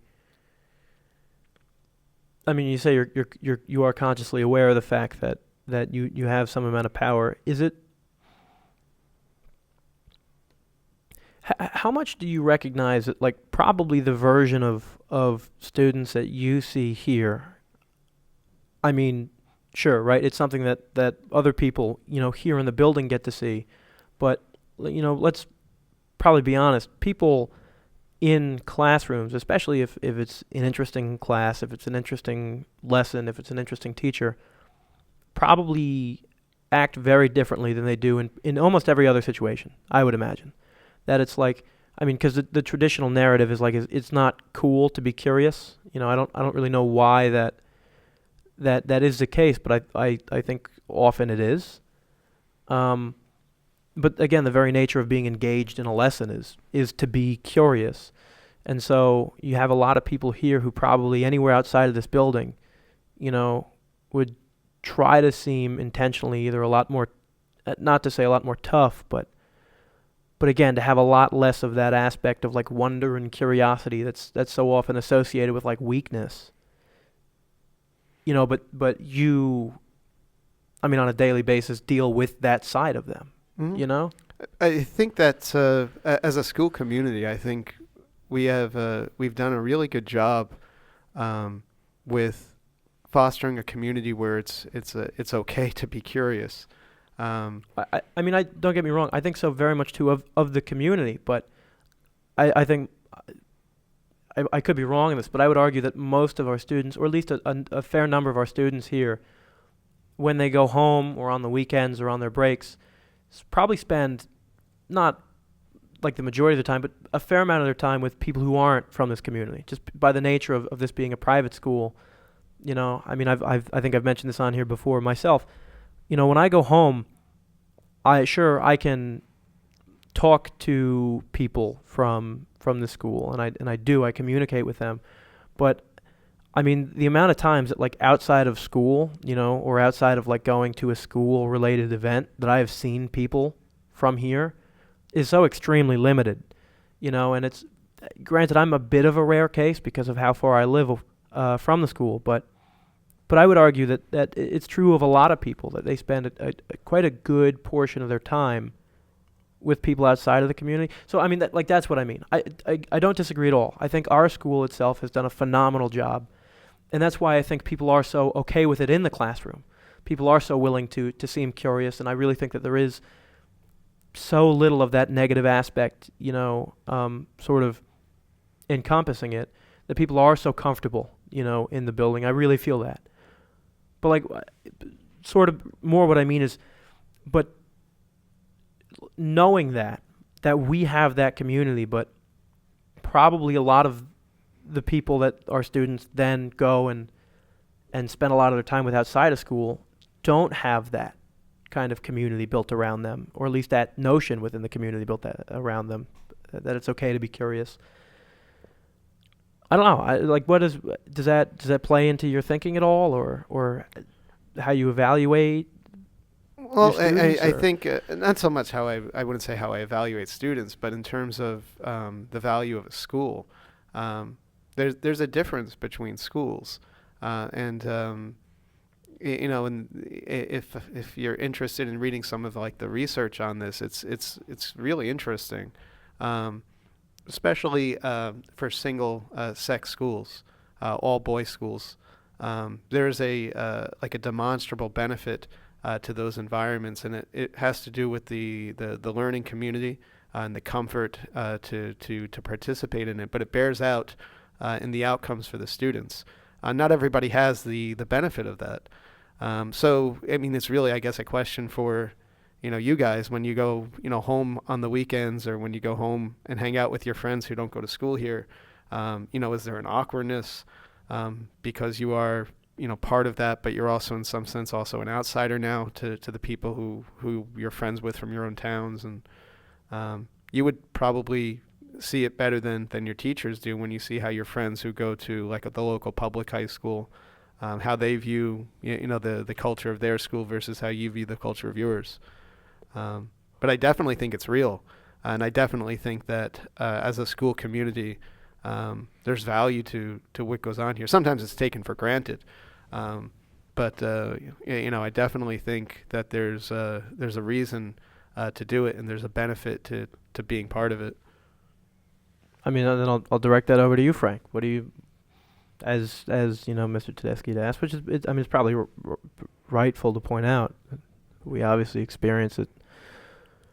We experience it, and I guess fact of the matter is he doesn't experience, the conversations or the atmosphere that we have around people who don't go to a school like this. I don't know. What do you think?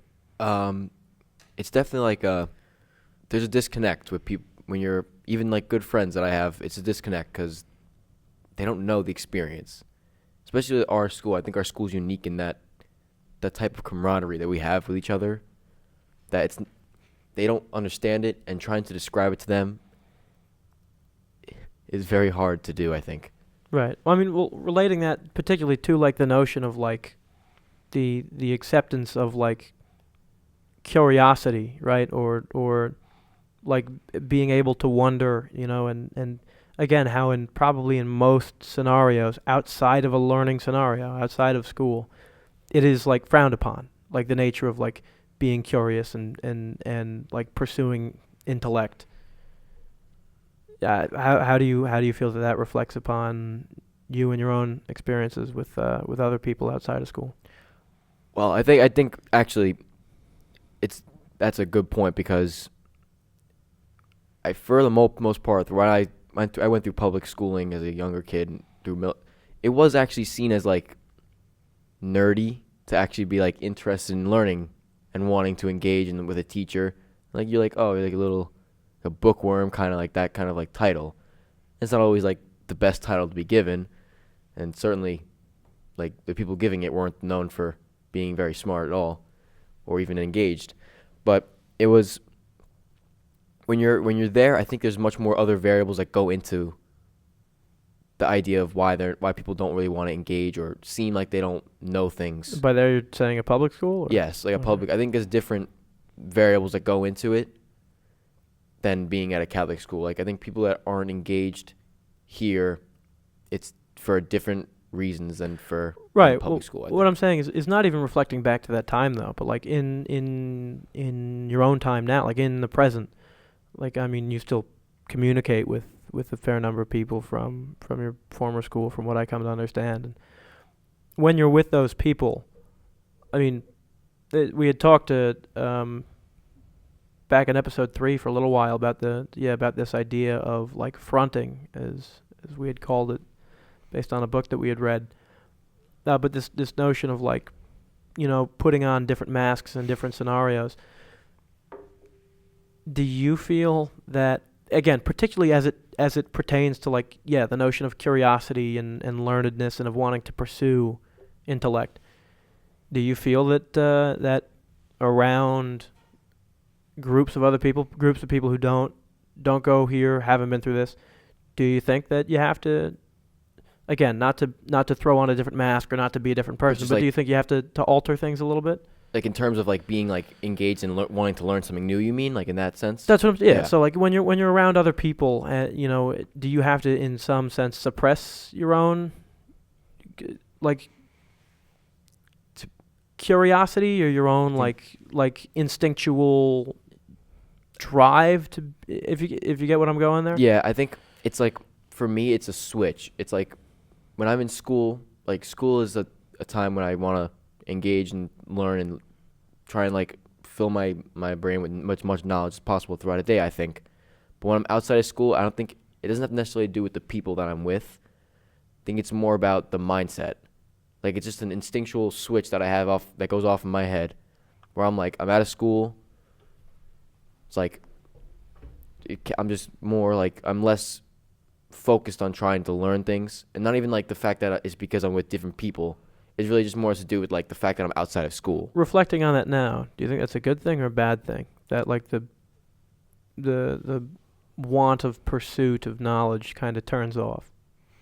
I think it's not a good thing. I don't think it's necessarily a good thing, but it has changed over the last couple like months. I would say I'm becoming more engaged in learning on my own time and my own free time, and even with friends, I'll be maybe not necessarily learning something new myself, but just like, I don't know, saying like something I learned today, which I never used to do, like share something that I learned today with my friends, which is something that they don't necessarily do it to me, Right. but I do it because it's like I found it interesting and I want to like maybe like spark a discussion with them, Right. which is something that I never would have done like 5 months ago. But I think it's maybe with the maturity now to understand that like, okay, eventually, like, especially with the notion of going to college, where like your casual life is on a school, like you're in school and you have different types of lives.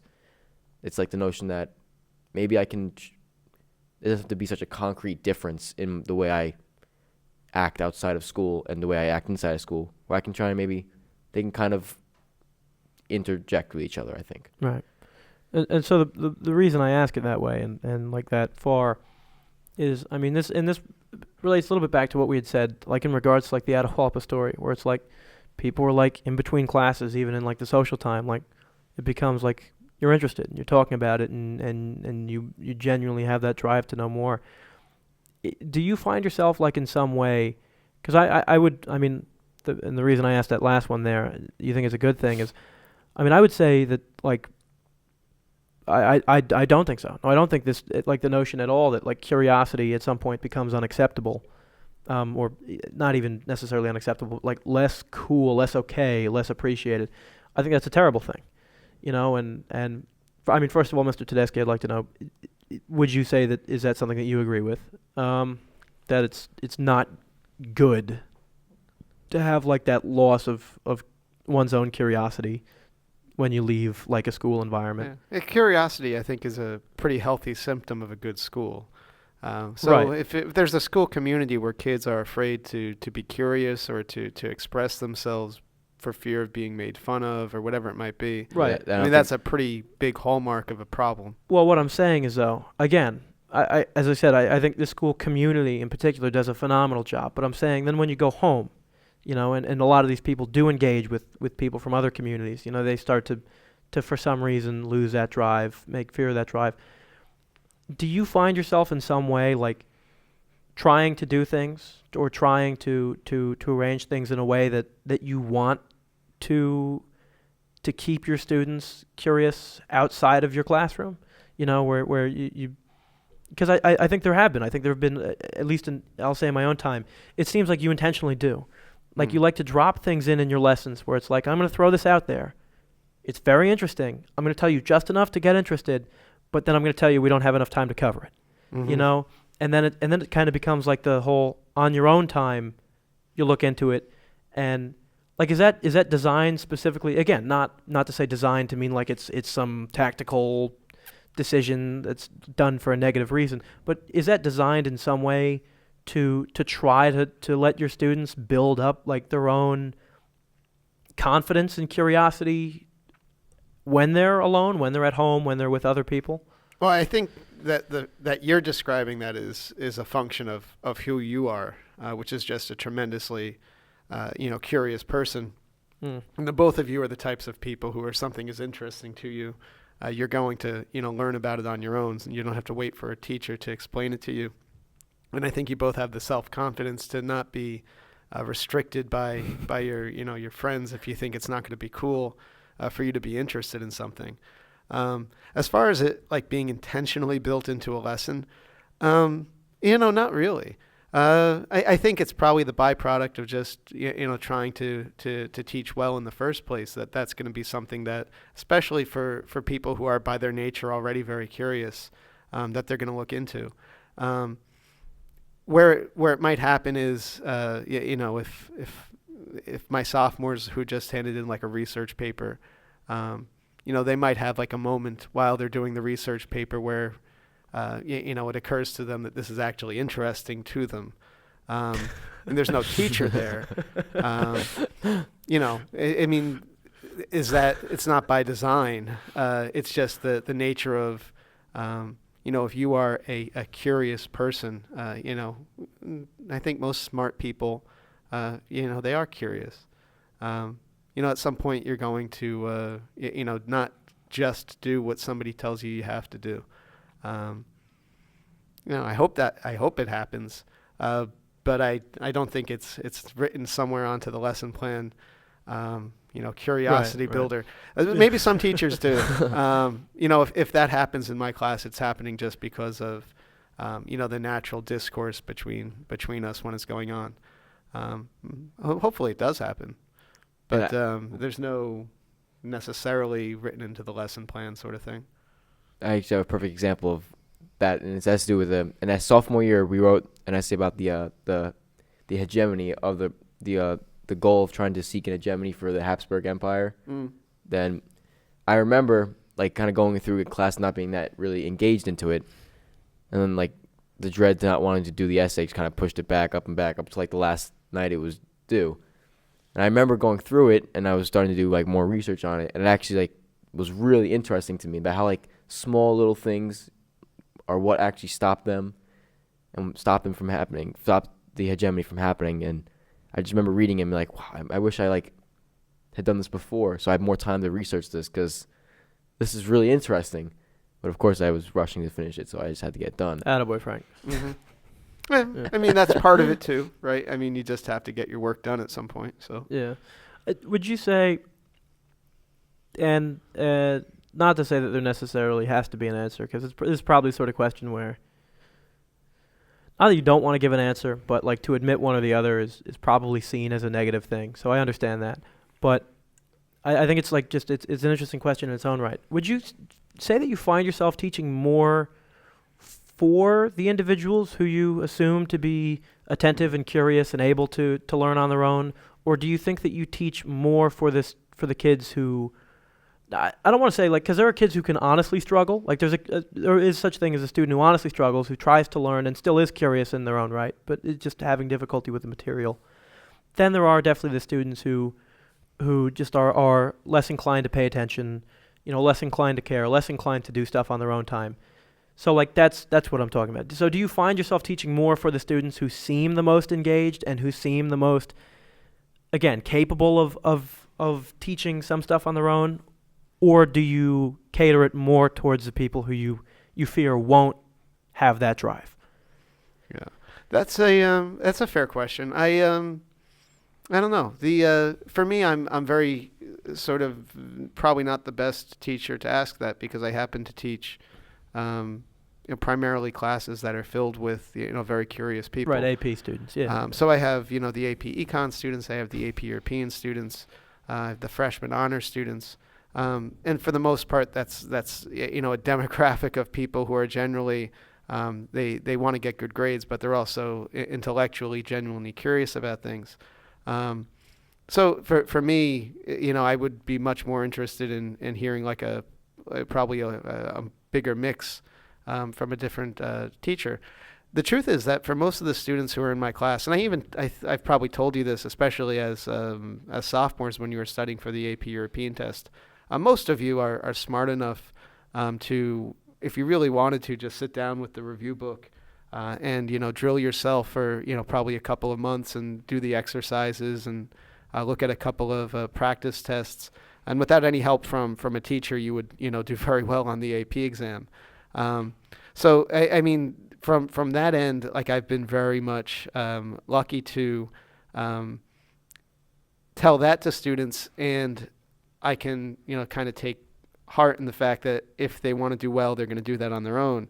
And then I can spend time talking about things that I think are actually interesting. Right. Which is like, for me as a teacher, the part that I actually enjoy anyway, especially in the economics. There's parts of the econ curriculum that are not especially exciting. So I mean, like, you have to go through them because they're on the test. Right? So I mean, it would be wrong for me to skip them. Reasoning from a price change. That's actually one of the more interesting ones. Is it? Well, then why do we skip it? That's a good point. We didn't skip it because you know about it, right? If we had skipped it, you wouldn't know about it. Do we recall why we know about it? That's irrelevant. Because I complained about it for a day and a half. That's true. But and I you are correct. And then I took into account that I'm sort of, there's an interplay, I guess, between the students, and like, if you're asking me that question, it would be wrong for me to not give you an answer, I guess. So well, I appreciate it. But I mean, there are some times where I think I do try to pull students in. It's not so much changing the lesson itself. It's more about when I know that there's a student who is distracted or not engaged.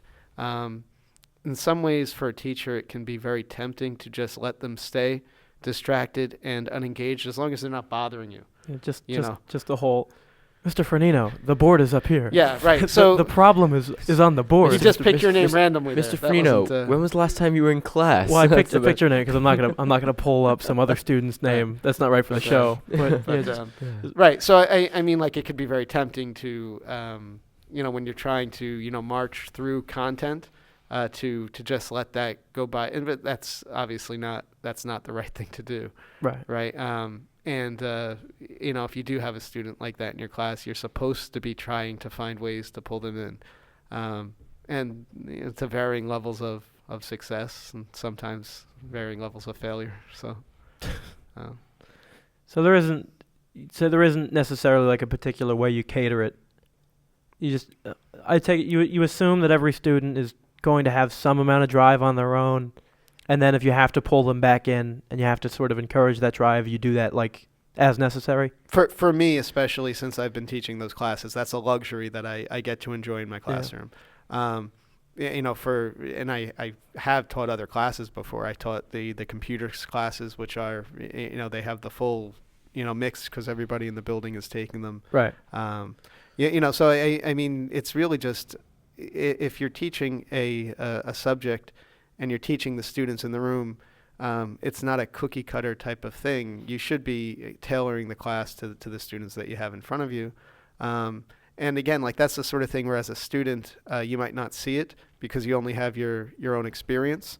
But when I present a lesson, even in your class versus Frankie's class, like, there are things that I change based on what I think will work or won't work, or and it's not to say like that some students are like, it's not like one class is brighter than the other more class. capable. That's not what it is.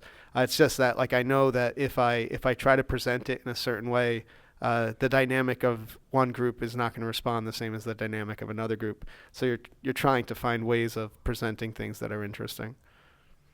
How is it you think that you really come to understand that? You come to to realize that dynamic? I think it's just experience, and I'm not the best at it, and I'm probably guilty of not doing it as much as I probably should. There are teachers who are very, very good at that, and I wouldn't, like I said, I wouldn't say that I'm an expert in doing that at all. But there are some teachers who will meticulously plan their lessons, really taking into account who is in their room, where the students are, what type of students are they, and how are they going to present the material, or even assess the material. It's part of being a teacher. Yeah. So, again, would you say it's just like you just got to spend time with the class and just, as you said, by experience? Is that pretty much? Yeah. It's experience and it's thought. A lot of it is just trial and error, and you find things that work and find things that don't work. The more you do that, it becomes sort of a second nature type of a thing, I guess. But there are definitely teachers who I work with who I know do a phenomenal job with that, and I learn a lot from watching them, and how they tailor their lessons to the group that they teach. That's an interesting thing you bring up on its own, the whole trial and error. As you discussed, there are definitely a lot of points in your lesson plan and what we cover in the year that are rehearsed, that are planned out, that you've been doing for years. How much would you say nowadays, because you've been doing especially these couple subjects for, as long as you have, where you've been able to get a lot of this down, the way you like it. How much would you say that, not that you change per class, per audience, how much would you say that you just try that's new? Like where it's just let me go hey, let me just throw this out there, see if it works, maybe make, so to say, a new tradition, out of something. A good example, I don't know how long you've been teaching economics at the school, but you say the with the game theory thing, you've only been doing that for 4 years. Mm-hmm. Which is that as long as you've been teaching economics, or? Yeah, I think this is the 4th year I'm teaching AP. Okay, so then that wouldn't be the best example, because then you would have been doing it since the beginning. But is there any sort of things where you just kind of throw them in, even if you've been doing it comfortably for 4, 5, 6 years? Yeah. You go, hey, let me try this. So for me, I think the magic number is 5 years. If you've been teaching the class for 5 years, you have kind of gotten the content down to the point where you're not on autopilot, but you're focusing on things comfortable that are more important. Yeah. So instead of worrying about how do I understand the concept, do I know the history and something like that, your focus is now on what's going on in the room and interacting with students in the room. That takes about 5 years to do. My experience anyway, it takes about 5 years to do. So when you've been teaching the same class for 5 years, you've kind of, sort of hit the sweet spot in terms of your ability to focus on what is going on, I think. There's also the other side to that, which I think is as a teacher, and I'm not saying I don't want to teach AP Econ, but at some point it's good to be told sometimes, because you might resist it, but to be told you're going to teach something else for a while. It forces you to kind of go back through that cycle again. It can be rewarding, and I've enjoyed it. I was happy when I got to teach history classes. When I was initially told I was going to have to teach econ, I was not a happy person, and I did. I tried my best at the time to make very reasonable arguments for why that would be a bad thing to do. But the reality is that there's a resistance to wanting to start over again, but it's good for you. And I enjoy teaching the econ a lot. It actually, it's one of the things that I think I've enjoyed teaching the most. The European history is kind of the closest to my own personal interests, but the econ is the econ is different, and I think I meet students differently when you're doing something that's not just history. It's fun. In that sense, anyway, it's fun. Right. So, from that, right, being told to teach something one way, I should say not being told to teach it one way or the other, but just being the notion of being told to teach something. How much do you find that, as you say, it's rewarding, how much do you find that you either learn, A, about your own ability to teach it, or I mean, if you don't mind me asking, why was it that you didn't want to teach economics? Did you feel like you just weren't too comfortable with the material, or is it something that you didn't find your own personal interest in? I guess the short answer to that is that it's going to be a lot of work. And so when you are in sort of that autopilot state and you're enjoying yourself and you're enjoying, the students that you get to spend time with. 1,000 slide mega point. Right. So, right. So when you start, when you start down that road of, okay, I'm starting from square one again, it's like anything else where unless somebody really, kicks you into doing it, you're probably not going to want to opt into it on your own. But that's true of anything. I probably felt the same way when they told me I had to teach U.S. history. I like U.S. history, but I hadn't taught it before. So I was going from a comfort zone to, actually, like, I'm going to be doing a lesson plan that I've never done before, every day for the next year. It's more work, which is like anything else. So yeah, that's fair. Is there anything that you feel, I mean, I would say that our school is, and we mentioned this again before on the podcast, is pretty lenient, when it comes to like being able to be expressive and to be yourself. Is there anything like about just like the modern vision of teaching? I'm not necessarily saying about like the way we structure our schooling system or something like that, but like just like the modern notion of teaching and like, so to say, like the modern expectations, right, of a teacher that you feel like in some way limit you? Like, it basically, is there something that you wish you could do with your class or you could do with your lessons that for some reason society kind of is not necessarily frowns upon, but society isn't really there yet, in terms of letting you do it? Yeah, I don't know that I feel that way.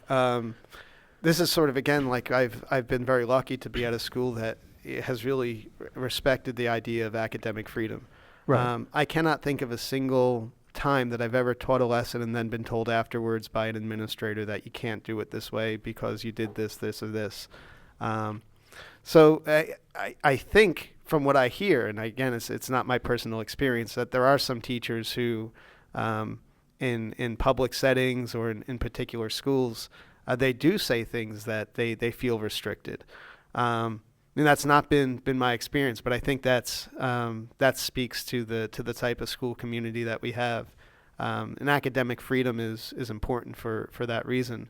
I also think I haven't, ever done anything that is inappropriate. So well, yeah, I mean, I don't necessarily mean it to say, again, like I think there are some teaching practices, probably some ways that like you could teach that aren't even necessarily in any way inappropriate. It's just like society itself probably wouldn't find it. I mean, like, obviously our school, right, we're completely technology based. Everything we do is, or essentially everything we do is via either a laptop or an iPad. I mean, if you had brought up that idea, probably as much as 20 years ago, that, and to be fair, we've been doing it as a school. We've been doing it for a long time, probably almost 20 years. Yeah, so probably at least 15, nearing 20 years at this point. But even to most, I would say to most schools, if you had brought that up 20 years ago, there would be like a public sort of like, no, that's just not like the proper way of doing things. Or if you wanted to suggest teaching, based on computers, where it's like, hey, let me show you, slides necessarily instead of writing something on the board, or let me show you video clips, let me incorporate video into my lesson or something like that. I think maybe that would push back a little further than 20 years, but I definitely think at some points in time there was like a societal, just like, nah, that's not how we do it. Like, that doesn't seem, again, not that it's inappropriate in any way, but it's just, that's just not how we teach, So like, I don't know, there's nothing that you can think of. Again, I think fortunately our school, as we said, was probably like at least a good 10 years ahead of the game in terms of the whole technology thing, and it's probably been ahead of the game in a lot of other stuff. But there's nothing in any way where you think to yourself like, this would be interesting to utilize. I just don't know that it would be appreciated properly, or it'd be Well, there's some limits on things. That it's mostly a technology limit. It's not an administrative or like a cultural limit or a societal limit or something like that. It's like I am interested in a lot of parts of technology, the last couple of years I have been very interested in virtual reality stuff. The possibilities of using virtual reality hardware in education are really, really interesting. They're kind of still very cumbersome and like to some degree just very expensive. So there's a limited way that you can incorporate that stuff yet. But I mean, that's the sort of thing where, if I had unlimited resources, I would want to do it. There's just we're locked into the physical campus of the building. So if I wanted to teach a class that was discussion based, it's very difficult to do. You can do it. It's not like an administrative thing that's going to keep you from doing it, but you're restricted by the number of classrooms. You're restricted by the number of seats. So I mean, like, there are things that I would like to do that are not necessarily feasible to do like on an everyday basis. But it's not for me, and again, like, that's very lucky for me, I think, for my experience being at school. I've always been encouraged, I think, by our school administration to try things that are new. So again, that's just it's a very positive school culture from that regards, I think. Absolutely. Yeah. I mean, as I've been saying, not that I think in any way it would be our school, but just society as a whole.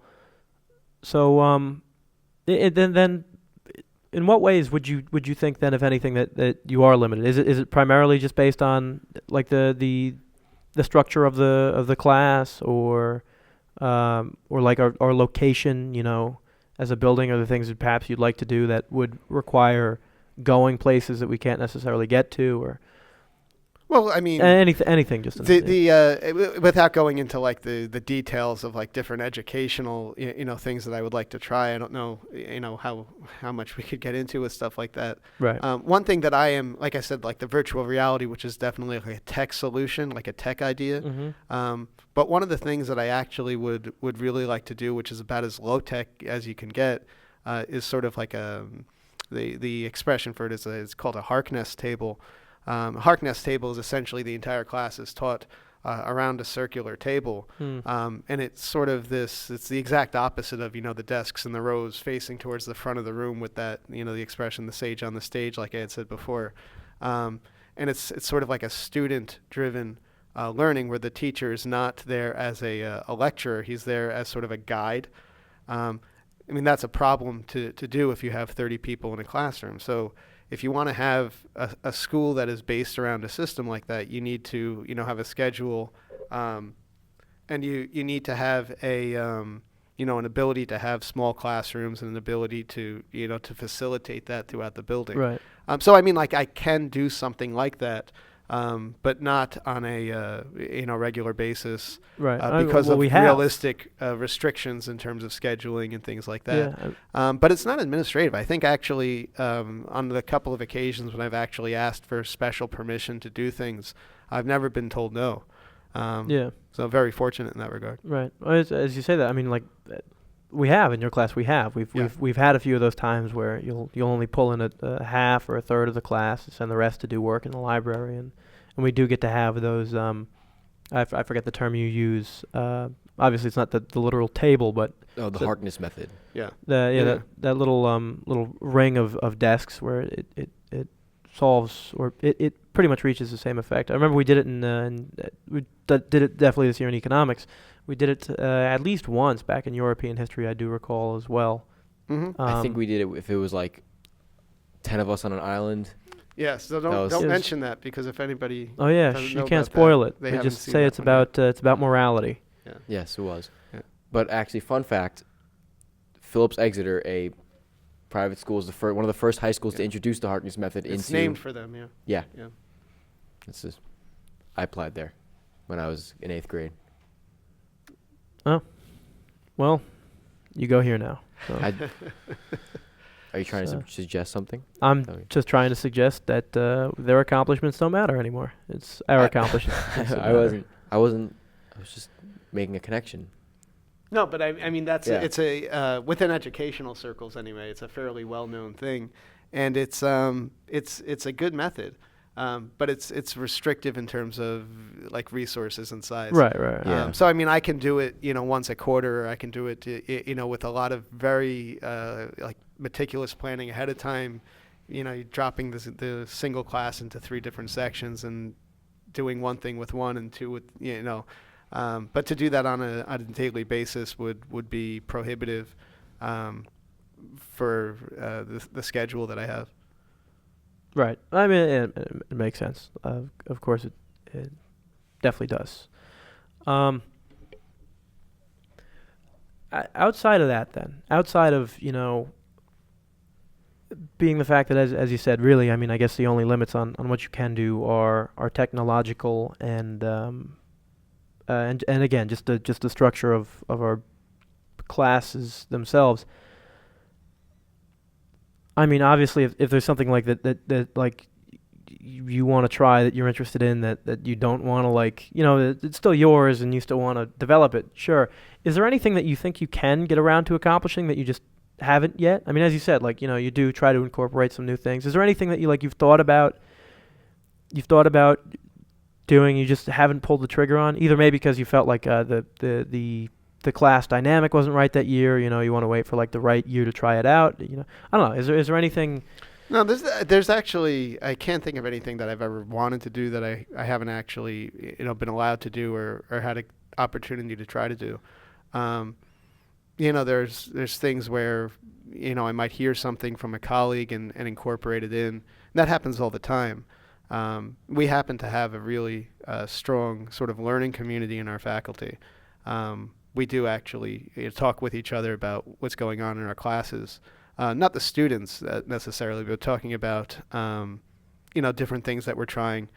Technology really took off here that way because people were willing to help each other and to explain what worked or what didn't work. But it really applies to any type of any project or any type of different learning style that you're trying to build into your classroom. And again, speaking to like my good fortune of where I've been, I think I take for granted the fact that all schools are like that, but I think that that's probably not true. I think, I've been lucky to be in a place where the faculty is a really strong community. Definitely. I mean, I think, yeah. I mean, a lot of what we said, so far throughout this episode, I think definitely there's a distinct uniqueness about this place, the people here, that allows us probably to do a lot more than other places can. But, yeah, no, I mean, just that whole thing on its own. Very interesting in its own right. Frank, do you have anything for the man? I actually do have one thing. Yeah. That remark. Oh boy. Okay. The remark? Which remark is the remark? Yeah. You expecting me to like drop some big bomb right now? I'm just saying the episode's been pretty serious and on point so far. So let's see where it goes now. No, okay. Well, can you like? It's probably gonna be hard for you to even answer, but what's your probably like favorite moment in a class's 4 year, because you get to see a class of kids for 4 years and then they leave.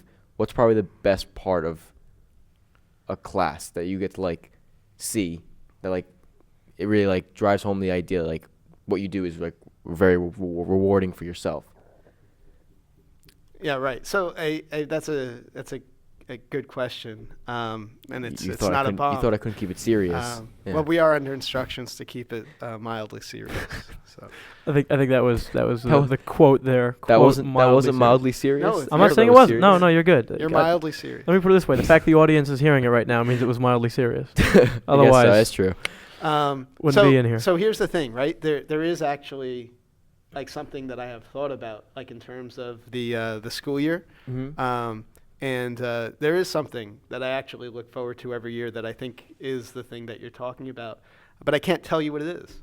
The reason I can't tell you what it is because it hasn't happened for you yet, and I don't want to. Okay. I don't want to set it up and then it be an expected moment. I think I could put a good guess on what it is. Is it what I think it is? I think I know what it is. I don't know what you think it is, but I think I know what it is. I think you know what I think it is. I think I know what it is too. Is it like the thing that most teachers would say is like No, thing. because it wouldn't be most teachers, because I think if I'm thinking of it correctly, I think it's quite unique to him. Is it the thing that I was told that I would have to wait until economics for? Oh, well, no. It's not that. Oh. Ooh. Well, I think that's a pretty exciting moment, though, too. Even though it was kind of partially spoiled, I'm a little surprised that you dropped it in the way you did. I don't... anybody who doesn't know what we're talking about, this is kind of... You were also instructed no inside jokes. So I don't know. It's not really a joke. This is just me questioning. I think you may have broken your own rule, Deaglan. I make the rules, break the rules. I am the rules. Basically, that's I think how it works. Because I don't want to ruin it for anybody. I'll make a deal with you where after it happens, I will let you know. You let me know? Yes. I'll hold you to that. Yeah. You shake on it. Absolutely. Thank you. Absolutely. All right. So, well, it was your question, Frank. You determine whether or not that suffices for an answer. No, I'm satisfied with that answer, definitely. Because I wasn't really expecting an answer. But I was still... No, I mean, not in like the sense... But I just didn't... It was just a question I thought I should ask. 'Cause I feel like it's something like... I think it's something you have to ask a teacher at some point. Because there are moments that stick in a teacher's head. Especially... My mom tells me this all the time. That she sees... Like, some of her best moments... That, like, she feels like it's the best when teachers come back. They come and say hi. And they Like see... you mean students. Yeah. And they come and say hi to her, and she says that's probably the most rewarding time for her. But for each teacher is different. That's why I was just curious. So you heard it here first, folks. Mr. Tedeschi doesn't care when you come back. And say, That's not what I said. That is not what I said. that's a little bit what you said. Look, he doesn't. It's not like he doesn't care. He cares. He's not looking forward to it. He just cares about other things more. Deaglan, the thought of you not being in my class next year it's depressing me, and I don't even want to consider what it's going to be like. So that's just on the table. That's all it is. To be honest, he's more focused about Atahualpa than That's what it is. Yeah. He's like, I'll be sad without you next year, but Pretzel Day still comes. So you guys, I mean. Right, so I'm not gonna bite completely into the hook, but there's definitely a cyclical nature to it, and there's a uniqueness each time you go through it, and that's the fun of it, and the beauty of it, to be honest. But I think, like, if you've been listening to like some of the stuff I say in class, I try not to harp on this, but I name drop a lot, because I tell stories about students and sometimes faculty members, who have, played important roles in our community, and, it becomes part of the story. Almost the folklore, if you will, of the school. Right. So in 10 years' time, when I'm speaking to somebody else and I say, have you ever heard of Deaglan and Muro? Have you heard of the Political Inaccuracy Podcast? You'll become part of a story at some point. So, oh, boy. Yes. Let's hope it's a good one. Wow. Right. Wow. Now, the reason why this is ironic is because you had said you don't remember talking to me very much when you were a freshman, but you did interact with me once significantly when you were a freshman. I remember. There's a few that I remember. I don't what I'm saying is, at the time I don't remember it being. Like, I remember, like, thinking about it at the time as being like, it's cool that he's interested in me, but not, like, thinking much of it, because I was like, I don't know the guy, I'm probably not going to see him much. I think I know the instance you might be talking about, and this one is the one I do remember very well. Yeah, is it the one where you tried to thrust a microphone in my face and interview me, and I told you I don't give interviews? Something because that's ironic, isn't it? Yeah. Actually, to be fair, and here we are. To be fair, I think what happened was, I was walking around with a microphone asking other people questions, and then you came up to me and gave me, like, that look that you do, and you were like, what is the meaning of all of this? You're like, what? Could you tell me what it is exactly that you're getting about here? Who are you affiliated with? I remember you being at the time, you're like, are you doing something for the television? And I was like, the television? You were like, the television. The program that we have at our school. And I was like, no. And you were like, oh. Well, that's why odd. are you doing this? Yeah. It's a slow exactly. wolfing. That's strange. It's very curious there. Yeah. He comes with, he's like, what are your intentions? Yeah. Why are you here? Yeah. That's right. And you do. The TV is good. I just hope that 10 years from now, the story that I am remembered for was sophomore Well, year. it better be. Oh, that's not what I'm thinking of then. Darn. This was sophomore year when, in the middle of class, I fell asleep in the middle of class, or it was something like that, and you asked me to leave and go count all the kids in the library. All the books. All the books. All the books in the library. So that has to be cut out of the thing. We can't. No, I'm kidding. That's fine. You can leave it. It's fine. Okay. Yes, that's a. It's a well-known. That's well-known. That's honestly well, that little, was probably one of Tedeschi like. trick. Yeah. You have no idea how many people you join the ranks of. When that happens to you. To be honest, You're not special, Frank. No, I wasn't even. No, I'm not even saying like that. Like it's something just unique to me. I just like, I found that so funny. Like, I didn't even like. I wasn't offended at all by it, and I actually thought it was hilarious to me. I love the fact that Mr. Tedeschi pulls this little trick, and I don't know how many other people have picked up on it. I absolutely have. He likes to do this little thing where, like, we'll come in and to see if people remember stuff from the class before. He'll make sure that we all have our laptops closed and everything. And then his favorite thing to do is he'll ask a question, and then totally at random. And then he'll say, and totally at random. Here's the thing, though. Every single time, without fail, it is the exact same person. Never does it deviate. Never. So, I'll tell you what that means. First of all, it's actually not random. Second of all, it's planned. And I don't know if you remember this, Frank. You were his totally at random person sophomore year. That's not so. He was. I remember that. I remember picking up on that sophomore year, and I know who ours is this year in economics. I do it. It happens now in economics. It happens now. Are you his totally at random person in your class now too? No, I'm the totally at random person because I haven't been in his class in like I see. a week straight. So he'll kind of look at me first after asking a question, and I'll just give him I don't know what we were talking about because of course. So I see. It is totally at random. So I don't know why you would accuse that. It's not totally at random. It's definitely not. It's the same person every time. No, I know who it is. Differ. I know who it is this year in our class. I'm not gonna say his name. And it was to be fair, in our AP European History class there were two kids.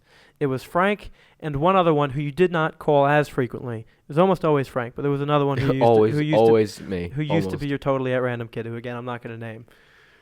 It's not random. But not even the calling out though. I think when he makes everyone close the laptops, I think he wants to see the people who do it religiously, who open them up regardless, who like open them up mid-thing to do whatever. Your friends on the internet can wait. Yes, every day it's me. Doesn't matter. We could be about to take a test. I will take my laptop out of my bag just to open my laptop and like do whatever I feel like I need to be doing at the moment before a giant test. Yeah. I don't know why. It's the ghost. I call them the ghost fingers. Yeah. Like when somebody is taking a whole lot of notes, but I know I'm not saying anything. So, yeah, that's part of it. Yeah. Some days I actually don't remember where we left off. Yeah. So it's actually for me too. Well, who remembers what we were talking about last time? Oh, that's right. But sophomore year it was always me though. It was it was like clockwork. You were his totally at random person, and I don't know if anybody else really picked up on it at the time, like that. It was like that he has a totally at random person, but I have. Well, and not to call you out, I'm just saying I recognize it. I'll let you know. I noticed it, but because it was happening to me, I kind of like. See now that you know that it's a thing, figure it out. Figure out who your totally at random person is in your my class. Think about it. Figure it out. I know who it is. I know. I already know who it is. All right. Well, and Ms. Tedeschi will deny it. We're not going to say it here. Well, of course he is. He's also going to deny the fact that he has a book club. But the best was last year with the book club. That was my favorite Tedeschi stories involve the book club, and another joke that we promise not to do too many inside jokes. The book club is a bit of one, but I think a lot of people are inside the inside joke who listen to the show, so it's okay. And then there's one other one that I can't say, but it involves a character from a cartoon. Oh. There's more than two. And the book club isn't real, so you can mention it as much as you want. It's fictional. This is what he's going to be telling people 10 years from now. I think we had... Let me tell you about my fictional book club. What was it? It had to have been almost like 100-something members in the book club, wasn't it? I had to write out all the IDs. Yeah. So you it probably was have a good idea how much it was. It was at its peak, and there were more people who wanted to. I just stopped writing IDs. At its peak, it was 74. Yeah. I knew there was fantastic. a problem when several members of the faculty approached me with their membership IDs. Yeah. It was like, it almost became sort of like this, like, private cult. It's like, the it wasn't wave. like It's the wave. the wave, as the hip kids call it. Yeah. Yeah. But I think I was, I think you at least gave me the dignity of being member 0000. You were, and I'm member 00001. It's 5 digits because we assumed we could get up to 10,000 I remember having the feeling it was like, or 99,000, I guess for that matter. it was kind of like a thing that was looming over me. Like, I didn't know where it was. I didn't know if it was really real, but I felt like it was looming over me at all times. The book club was there. I just didn't. I just couldn't see it physically. But you know, Kind of it's like there. the Illuminati, where you know it's there. You know, just it's there. around. It That's has what an the book club. it has an ever looming presence. That's what the book club felt to me. I'll tell you what the book club is. It's Big Brother. It's Big Brother. That's what it is. Book club is always watching. Your book club, Deaglan's book club. It's whatever you want it to be, apparently. It's my book club. No, it was Deaglan's book club. I was a Frank will member. admit that. It's my book club. It really is I don't your think- book I club. never You just still refuse I to never- accept it, Mr. Tedeschi. It's like actually I don't have any example for that, but like, yeah, It's certainly like definitely- something. It's Yeah. something. It's like something. It's like something. It's What- payback for what it's making you like. read Sophie's World. Oh, That's exactly yes. what it is. You're right. You know That's what? Exactly That what was- it is. Exactly what it was. So It was the retaliation. Oh man. All right. Well, a lot of fond memories. Certainly a lot of fond memories. Hopefully, Mr. Tedeschi, this will be one of them. Very much appreciate you coming on. I mean, we managed to keep it mildly serious for a lot of the show, and then we had a little bit of fun here now too, which is great. But it is genuinely good to actually get to talk to you in quite a long format, relatively uninterrupted and relatively to the point, in such a manner. And I think a lot of people will appreciate being able to listen to this now too, to be able to share in this conversation, despite not actually being here. That's Mhm. the wonderful thing about the internet, you know, and about podcasts. And No, it was a lot of fun. All right, thank you for having me on. It was good. absolutely. So again, hopefully this one here will be a memory to have 10 years from now, telling the people, let me tell you about this Deaglan DeMiro character, this podcast that he did with this Frank Fernino character. Very good. And Very good. yeah, and hopefully the ages to come will be able to listen to this video, watch this video, listen And to laugh this podcast, about it, hopefully. and they'll be able to stop and think, wait a minute, who is our totally at random person? And I hope so. in the years to come, if you're listening to this in any year that is not now, any year that is not 2019, any subsequent year, let us know in the comments. Who is your totally at random person? Yes, please do I want that. to know. I want to know for the years to come who they are. Let us know. Or maybe not in the comments because it's kind of public. Reach out to me. You know how to reach out to me. Find me somehow. Let me know. Anyway, again, this has seriously been a lot of fun. And I again, like, I can't express enough. Like, I did not expect in any capacity that like faculty would be like, hey, that's pretty cool.